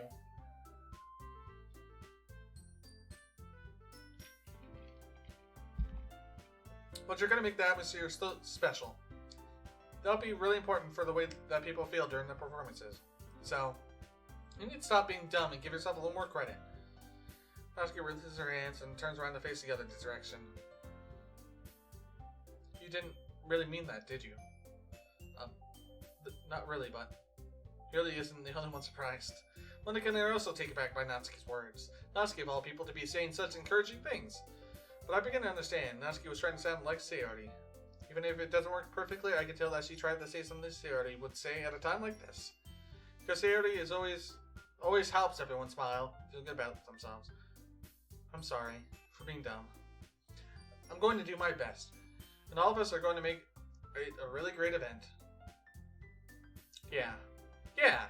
I hope to see everyone do their best. But with that, there's nothing more for today. So I guess it's time for us to head out. Okay, but I'm staying here a bit longer. Barely got to do any reading today, so fair enough. There's nothing wrong with that. Everyone packs up their things. I start to follow Monika and Yuri out the door as they chat between each other. Where are you going? We still need to figure out our plans for this weekend. You literally would have gotten home and realized that you didn't have any way to contact me. Oh, that's true. I have no idea how that slipped my mind. Jeez, it's a good thing I stopped you. I'll give you my number, okay? Better not make it weird or anything. Why would I do that? Natsuki, give me her number. Okay. I'm coming over on Sunday. I'll bring all the ingredients. Wait. You're coming to my house? Well, yeah. What's wrong with that? I mean, I just figured that since I'm the one helping, I would be going to your house. Yeah, right. Like I could have a guy over at my house. My dad would kill me. Really? That's kind of strict if you ask me. Yeah, how do you think I feel? I can't do anything when my dad is home. Anyway, I just need to complain for a second. We have each other's numbers now. That's all I needed from you. I guess I'll text you when I'm coming over. Alright, fine by me. Yeah. I'm really gonna show you why I love baking so much. So you better look forward to it. Oh? Didn't you say you were going to give me the dirty work? Well, I was just saying that. It's not like I could act like in front of everyone. But I was looking forward to this. Wait, really? Well, kind of. Just because I never got to bake with someone else before. That's all it is, so. Alright, I get it. Sorry for overreacting. Anyway, we'll be heading out now. See you on Sunday. Never mind. I can't believe this. Natsuki is going to be coming over to my house on Sunday? Even though I would have preferred to do this with Sayori. My anxiety still shoots through the roof. I guess I got pretty used to handling her at this point. But who knows what might end up happening when we're outside of school. She even told me she was looking forward to it. I shake my head. Why do I feel nervous that Sarah finds out about this? Drink from water for follow. Oh, if you don't drink water with you in face game, I will follow you. I'm not a bot, by the way. Does tea count? Because all I have is tea. I don't actually have water. Here.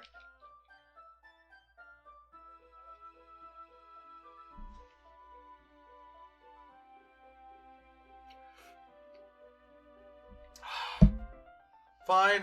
Give me a second. Oh, you said only bottle to tap water. Okay. I'll be right back then. Oh, just kidding. I'm not gonna do that. I feel like you should follow me if you really want to follow me, you know? If you're just gonna follow me just to boost the follow count, then I don't think that's kind of the point. Why do I feel nervous that Sari finds out about this? It's not like we feel that way about each other. Besides, like Monica said, this is about the club. I have nothing to worry about. If I just go with it, then I'll have a good time.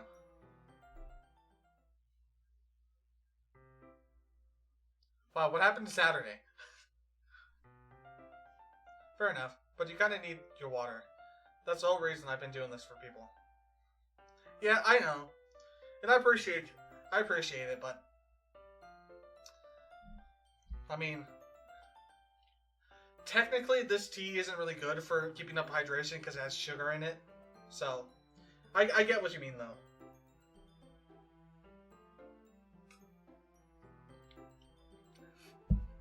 For me, it's mostly just to keep my throat from being dry. If it gets too dry, I'm gonna end up hurting my voice. And I kind of need it, you know? I've always been getting increasingly anxious about Natsuki's upcoming visit. Have fun with Doki Doki and have a nice day. Very dreaded. I will, don't worry. And you have a nice day as well. I've been getting increasingly anxious about Natsuki's upcoming visit. I can tell myself there's no reason to be nervous, but it doesn't help much. I wonder if she'll act any different when it's just the two of us. Meanwhile, she's been texting me a lot. We sent each other one after exchanged numbers to double check, but it turned into a conversation. She's almost a different personality on the phone, using tons of emoji and cute language. Suzuki really likes complaining about things, but I kind of saw that one coming. But putting Natsuki aside, I haven't heard a thing about Sarah since she left club early the other day. It's not like we could text each other all the time or anything. But I've been worried about her in the back of my mind. Between what Sarah said and what Monica said, is it really okay for me to put Sarah's feeling aside when she might need me? I decide to visit Sarah before Natsuki comes over. Rather than asking, I simply tell her I'm coming over, much like we've done in the past. Once I reach Sarah's house, I knock on the door before entering it myself. Again, we used to play so often that we made it a habit of simply entering each other's houses like we're family. The house is quiet. She already isn't anywhere on the first floor, so I assume she's up in her room. It's already strange of her not to run down and greet me. I head up to her bedroom where I finally find her. Sarah? Hi, Weeblord.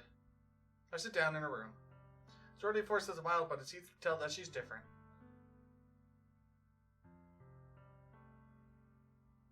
There's a minute of silence between us. You haven't come over like this in a long time, have you? I guess you're right. It's been a long time.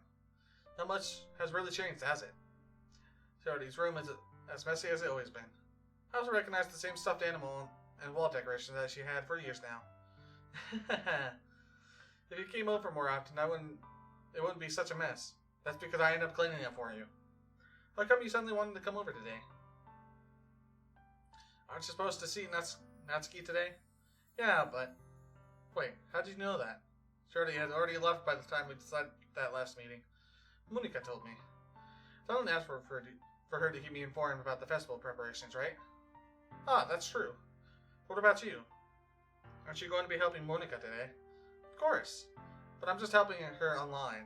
We didn't plan to meet up or anything. Ah, so it's just me and Natsuki then. Yep.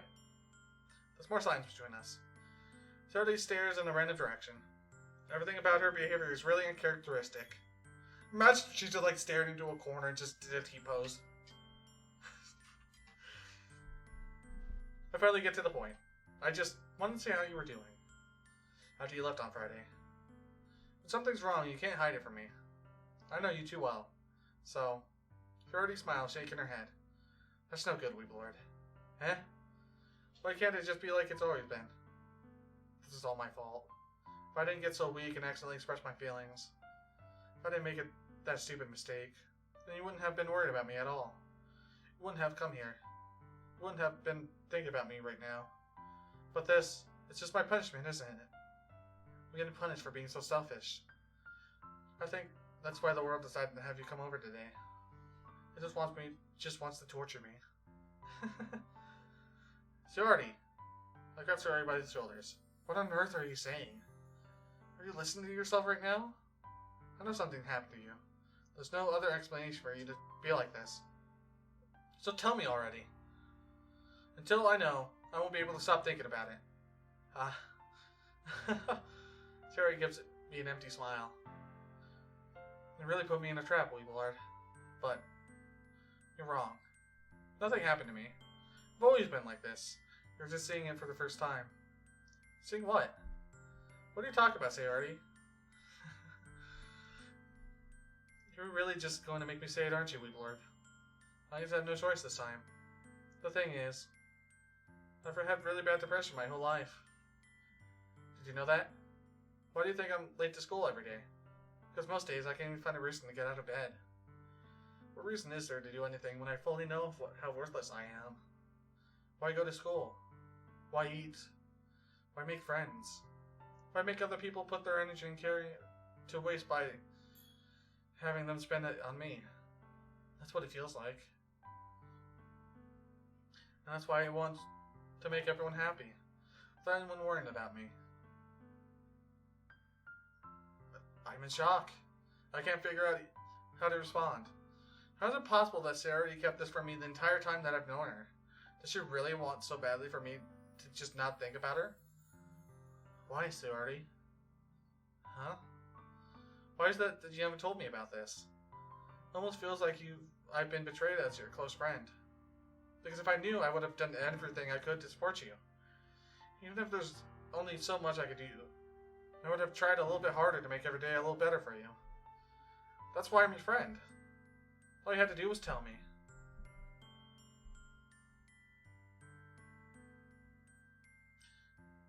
You don't understand at all, Weeblord.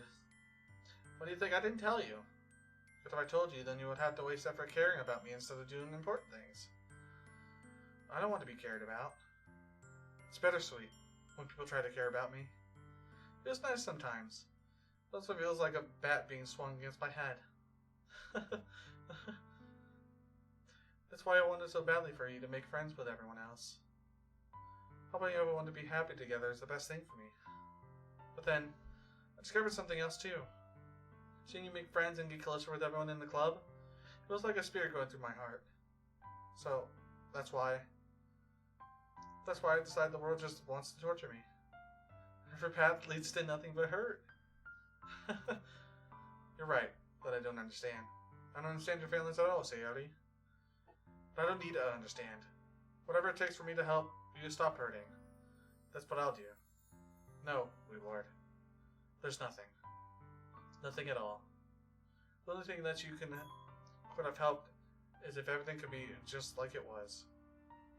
But I was selfish. I finally showed you what a horrible person I am.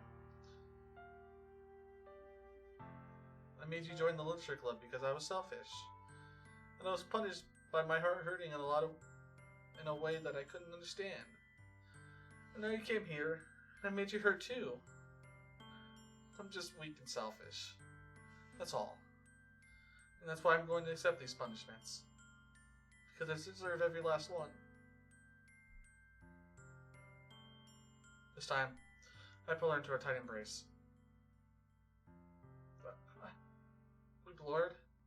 Sorority. I don't care if you feel selfish. I'm really happy that you convinced me to join the club. Seeing you every day makes it worthwhile enough. If I make friends with everyone else, then that's just a bonus.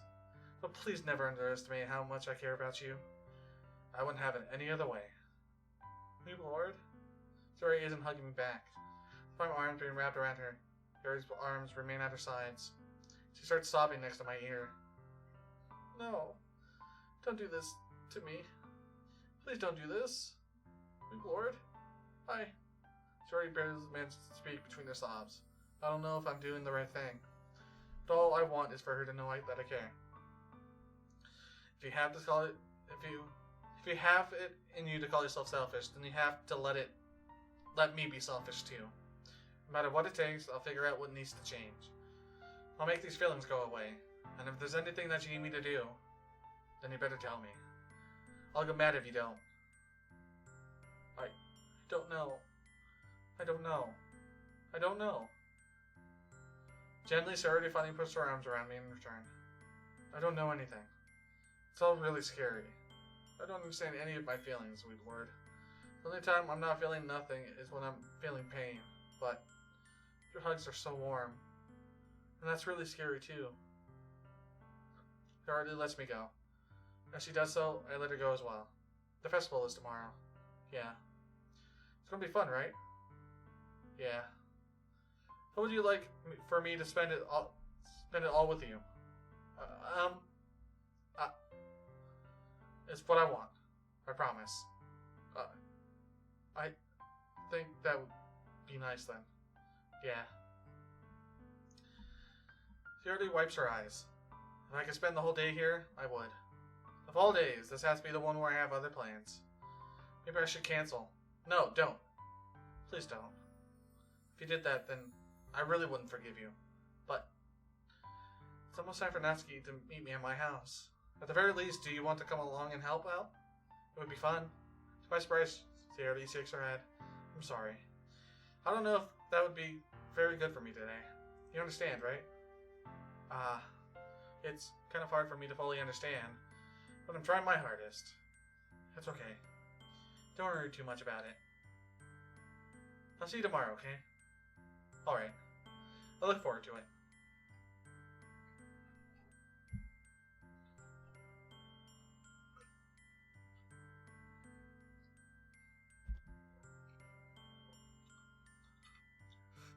On my way home, I find myself still feeling uneasy.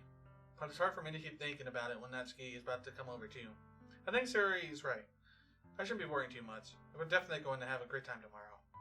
Let's just focus on what's ahead of me.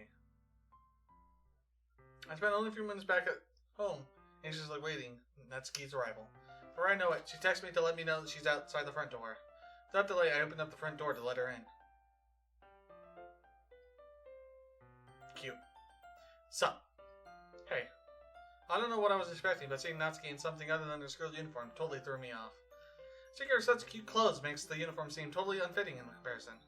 Jeez, don't make me feel so awkward already. It's gonna be a long afternoon, so don't be weird just because you're not used to seeing me outside the school. Anyway, I'm coming in. I see you brought a lot of stuff. Natsuki is carrying a large bag that's probably full of baking supplies. Well, I don't want to come all the way to find out that your kitchen isn't equipped for the job. You bought everything I asked you to, right? Yeah, I did. Yesterday, Natsuki asked me to buy a bunch of figurines if I didn't already have them at home. Good. I'm glad I could count on you to do your part. Well, of course. I'm surprised to hear Natsuki suddenly saying that rather than something snarky like she usually does. Could it be that she is a little different outside school after all? Anyway, let's go to the kitchen. What, you're not even gonna offer to take this half your bag for me? Where's your hospitality, Weep Lord? Come on. Since when did I need to be a gentleman? I grab the bag Natsuki holds out to me. This is ridiculously heavy. I carried that all the way here. Are you impressed? Yep, this is why she's called Buffski. I see now. Yeah, I'm totally impressed. It seems I always underestimate you. It's because I'm so small, isn't it? You jerk. Natsuki hits the fist into my chest. Hey. Besides, has nothing to do with it. Do you really hate being small that much? Huh? It's not like I hate it. I mean, sometimes I like proving people wrong when they only think I'm worth my size. It's fun when I get to be small and also better than other people. But, geez, never mind. What are you making me say? Don't think you can make me talk about weird things just because we're not at school. Are we getting started or what? There's a lot of stuff I gotta teach you. What? It's a little bit more like you. You're more fun when you just speak your mind like that. So, hey. No, you are treating me like a kid. I was just trying to be a little nicer to you, you know? And just because I don't have a mature and sexy figure like Yuri, doesn't mean that she treats me like... Natsuki catches her words and her face turns red. Natsuki, forget it. I didn't say anything. I should apologize. Huh? I appreciate that you were trying to be nicer. I'd have been more considerate too. But also, if that's what you're thinking, then you should know that there are tons of guys who are into your body types like yours. How would you know that anyways? Just trust me on this one. It's not like he has a lolly body pillow in his room. That's gross. Hey! Is that to me? Who else? Man, let's just get started already. You get all sour when a girl calls you gross. I finally found your weakness, Weeblord. Natsuki smiles deviously. Please spare me. Well, if Natsuki said to dish out more insults like that, there's no way I'm not fighting back. But she satisfies enough for now. Finally starting to pull things out of her bag so we can get started. Before long, the whole kitchen is a mess. Spoons, dirty bowls, flowers, spilled fluid, plastic bags are strewn about every countertop.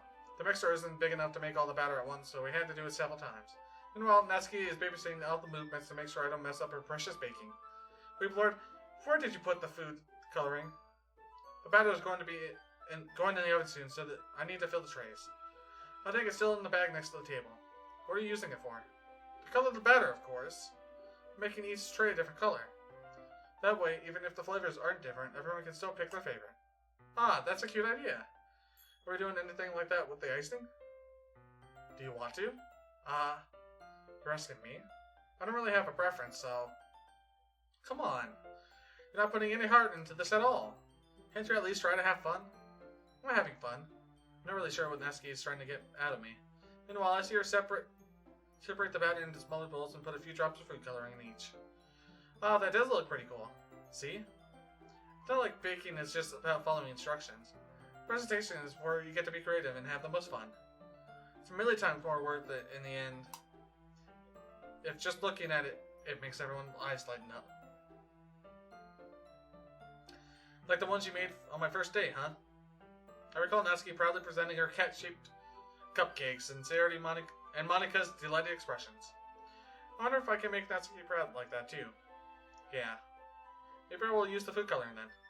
Sounds like you're starting to understand. So make sure you completely finish mixing the icing before you mess with the food coloring. Yeah, it's getting there. We're using the electric mixer for the batter, so I got stuck with whisking a huge bowl for the icing. Eh? The icing's still a little lumpy. Are you even trying? Well, yeah. Let's just take it a little longer. Jeez. I'll be here all night if you do it like that. Here, look. Natsuki grabs a whisk for me and uses her other hand to tilt the bowl back. Really need to beat the crap out of it. After a few seconds, the consistency of the icing has already improved. See? As if to emphasize, Natsuki sticks a finger in the icing and pops it in her mouth. I reckon I can start to do the same. Hey! Natsuki suddenly grabs my wrist. I don't want your gross finger in my icing. Your icing, eh? Are you forgetting who did all the work? I start to fight back, trying to inch my finger towards the bowl. Don't make me beat the crap out of you next. I'd like to see you try.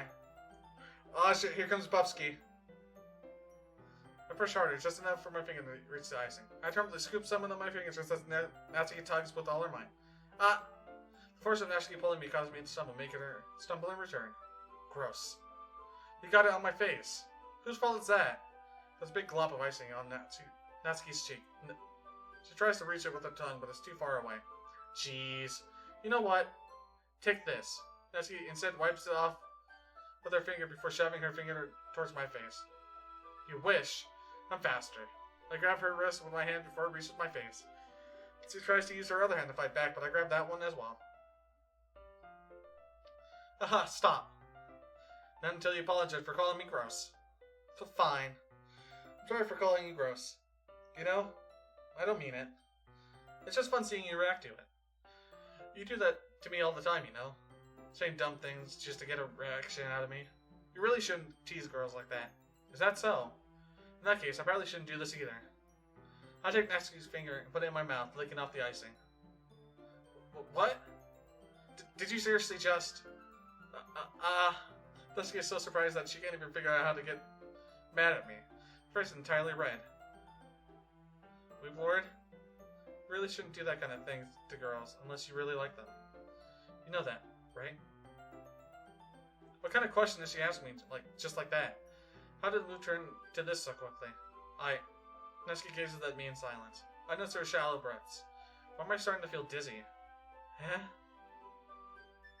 Out of nowhere, the fire alarm starts to go off. Natsuki rushes over to the oven. Is something burning? I thought you didn't put the cupcakes in yet. No wonder. You left a dirty tray in here, dummy. How could you make a mistake like that? You should have checked before turning the oven on. Don't blame me for your mistakes. Jeez. Natsuki uses an oven mitt to grab the blackened tray out of the oven. She sits on top of the stove. In another moment, the fire alarm stops. Anyway, I'm putting them in the oven now. Yeah. The tension from the moment before still lingers over our heads. But the moment has already been lost. Watch it. Natsuki slides the cupcake tray into the oven. Then I reluctantly pick up the whisk and continue the icing, like nothing ever happened. Ah, that smells so good. The cupcakes are ready to be pulled out of the oven. As soon as Natsuki opens the oven door, a blast of sweet-smelling, warm air fills the room. Look how cute they all look. She proudly shows off the different colored cupcakes in each tray. They'll look even better once we have the icing. Not like you need to tell me that. I brought decorating stuff, so I hope you can get creative. Here, scoop the icing into these bags. Natsuki hands me some plastic bags. Drifting through the wind. One and start again. I have these nozzles that will make it look nice and fluffy. This one can even make flowers. You probably won't be using it this time though. What's this one for? Pick up the one of the nozzles that has a much thinner tip than the others. That one's really thin, so you can use it to make stripes or other patterns. But you can also use it to write stuff on a cake. Like, happy birthday, or whatever. Huh, I see. That gives me an idea, actually. Huh? Nope, now I want to break my ankles and play. Wait, DDEM? Doki Doki... something Monica, right? Nope, now you want to break your ankles and play hopscotch. What's up, Laser Plays? I almost said it wrong. Sorry, Laser Plays, yeah. That's definitely how you pronounce it. It's not like English isn't my first language or something. Exit music. Oh, I never heard about that one. Well, it's a literature event, right? We can make it more literature themed by writing a different word on each of the cupcakes. It would be fun to see people choose their cupcake based on a word they like. Ooh. I was kind of expecting to say something really stupid. That's actually a really cute idea, so... It's a mod that changes the story focus only on Natsuki. It's the best mod. I mean, the best mod for the best girl, right? Maybe I'm getting it from you. But what's that supposed to mean? I'm not cute. Come on. We're not at school. Nobody's judging you. You can't dress and act like this and not expect me to think you're cute. Well... Natsuki's voice trails off. I assume because you have that 11-year-old in your house? Hey! I'm pretty sure you're talking about Natsuki, but... she's actually 17 to 18. Technically, she's 18. So, same with you. Eh? Did you say something?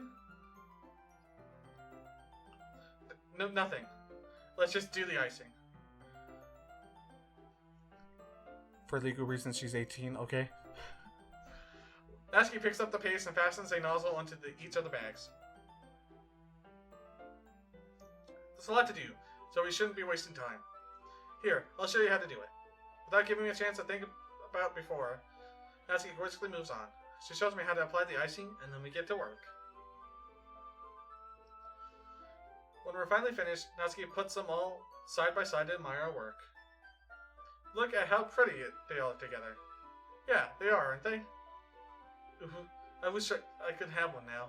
Well, there's no reason you can't, right? I don't see any harm in that. Well, yeah, but my dad's making dinner tonight, so I don't really need to save my appetite. Sure, it's the exact opposite in that regard. If she were here, we'd probably be down 10 cupcakes already. And she would still eat dinner. Come on, that's just unhealthy. Besides, when my dad cooks, I need to eat as much of it as I can. Well, anyways, I was hoping we'd have time for manga, but I need to be home for dinner. Already? That's a shame. It's your fault for working so slowly. Should have thought about that. It's not like you always have this chance, right? Man, as usual, Natsuki places the blame on me. You can bring the cupcakes tomorrow, right? If you and Sayori each carry some, then you can probably do it in one trip. Yeah, I could do that. And don't worry, I won't tell her. I won't let her eat any.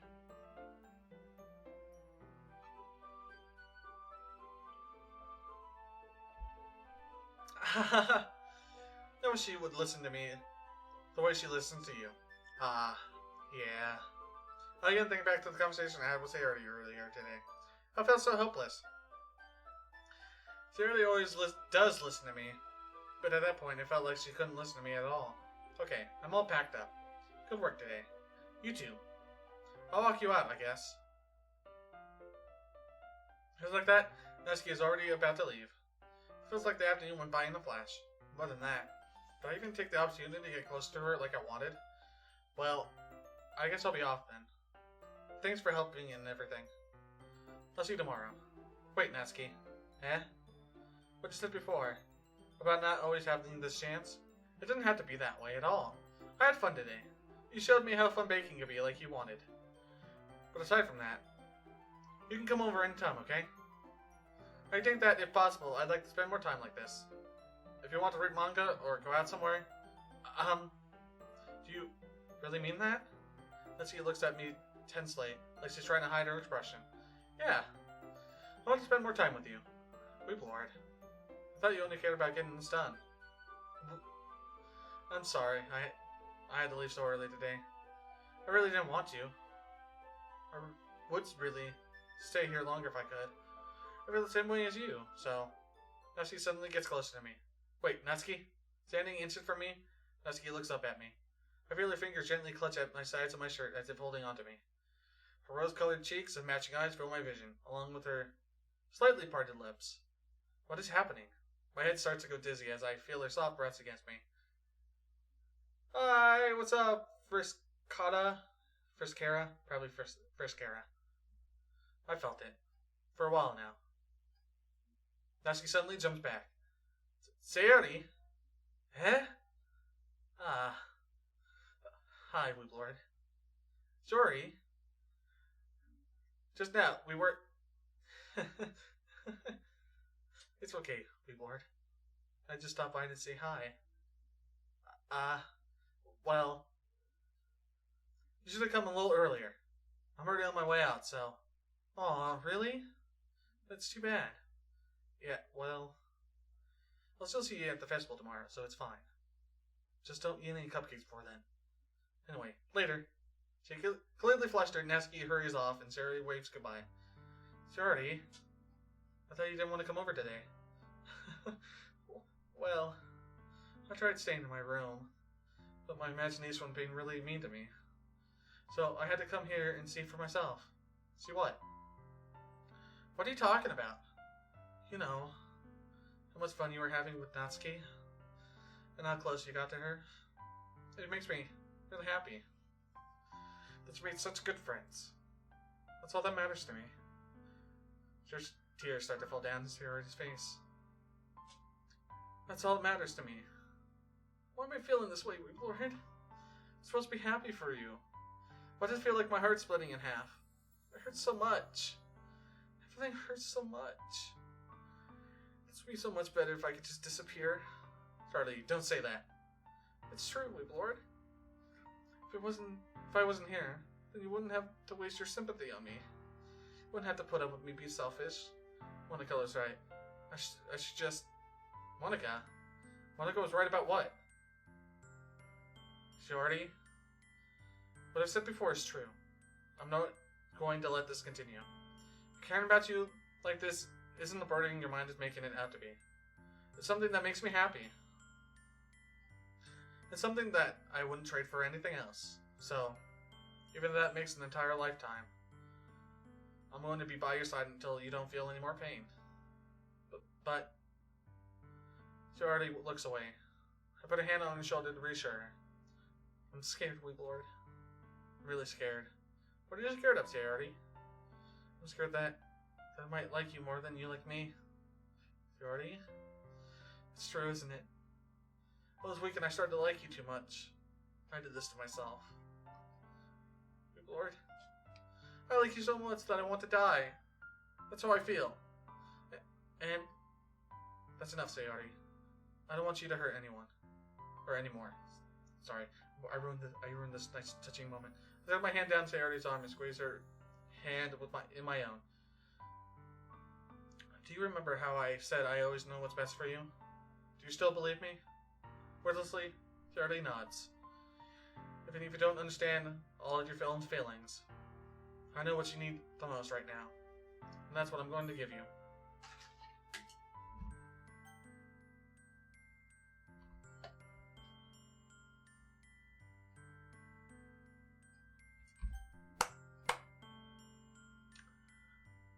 F. Oops, sorry, I hit the mic wrong. You'll always be my dearest friend. What you need most is for things to be like they always been. Monica told me the truth.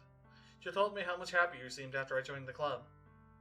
I know you're struggling with some really difficult feelings right now, but please trust me that I know what's best and what will make you happy in the end. I promise I'll help you get things back to the way they were. I see. Sarah Lee forces a smile through her incredibly pained expression. Is this what it feels like to get stabbed in the chest? I read a poem about this. Sarah Lee, it's okay. This is just my punishment. Remember? Being so selfish. So please don't worry about these stupid feelings. I know you're right. I knew this whole time that there's no happiness down that path. That's why I came here. Just so I can get the answer I needed to hear. And the other thing. You also read that I wanted to go back to the way it was. I realize that now. You really do know me better than anyone, Rayboard. I'll trust you with anything. Anything at all. So, Shirley's smile finally breaks. All of a sudden, she turns around and drops to her knees. I'm not gonna yell. Clutching her head with both hands, she screams as loud as she can. I'm so shocked that I don't know how to react. Shirley looks over her shoulder and flashes me one weak smile before turning around and running off. Shirley! I'm left helplessly standing in front of my house. Why am I feeling so horrible about this? There's nothing more that I could have done. The most I could do is support Sarah through her feelings and help her on the path. That's right. But I'm having as much trouble understanding Sarah's feeling as she is. Even though I can comfort her, I keep wondering if I should be doing something more, or something different. I know these thoughts will continue to plague me until things are back to the way they were. I'm going to give it everything I've got. Sarah will always be my dearest friend. And I'll do whatever it takes to put a smile on her face every day. It's the day of the festival. Fall days, I expect this to be the one where I'd be walking to school with Sayori. But Sayori isn't answering a phone. I decided to go into her house to wake her up, but I decided that's a little too much. Meanwhile, the preparations for the event should be nearly complete. I managed to carry all the cupcakes myself by carefully stacking 2 trays. Natsuki is already texting up a storm, but I can't respond thanks to my hands being full. Funnily enough, I probably feel the same way as Natsuki about the event. I'm more excited for it to be over so I can spend time with Sayori and Natsuki at the festival. But knowing Monica, I'm sure the event will be great too. Weep Lord, you're the first one here. Thanks for being early. That's funny. I thought at least Yuri would be here by now. Monica is placing little booklets on each of the desks in the classroom. It must be the ones she prepared that have all the poems we're performing. In the end, I found a random poem online that I thought Monica would like and submitted it.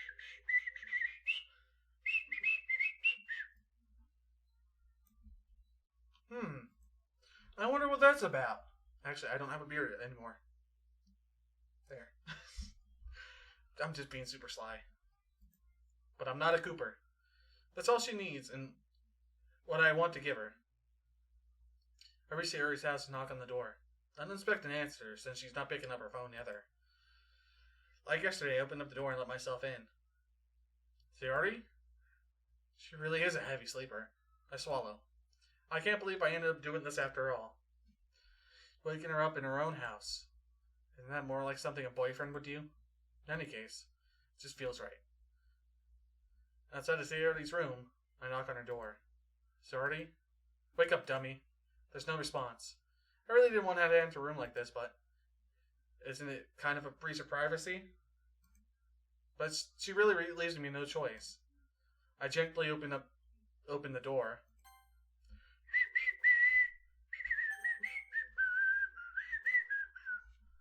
That'll be the end of this stream. So, yeah. We're gonna end it here. Remember, 100%. It's already been like 4 hours I've been streaming, so we'll continue this sometime. Trust me, we will continue this. And we will see how this plays out. I already did Natsuki's route. And like I said, I want to make one ending canon. Or canon. So, the next girl I'm going to go after is Yuri. So, thank you all for watching. My name's Tyler, also known as Pocket. And, before anything, I want to leave you with something. So, let me just open it up real quick. And I'll have that play in the background for you. It is media source. Add source. I think it's that one.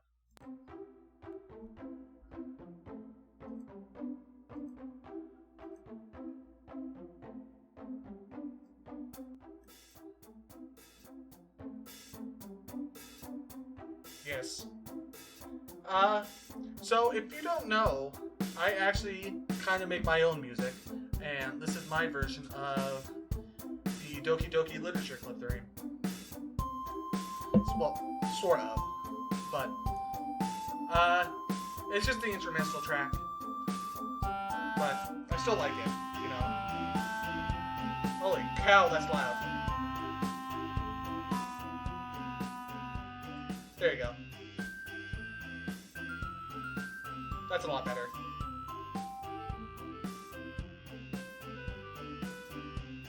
But yeah, next time we're going after Yuri. We're going to be seeing whatever she has to do. And just to let you know, I played this game before. I know what kind of happens. The route when I first played it was Natsuki's route.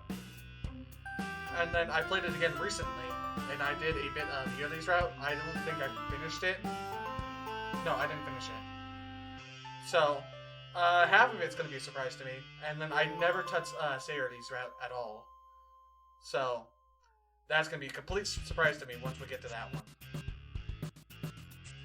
And then I'll be able to see the canon, or like, sorry, not canon, the 100% ending at the very end. So,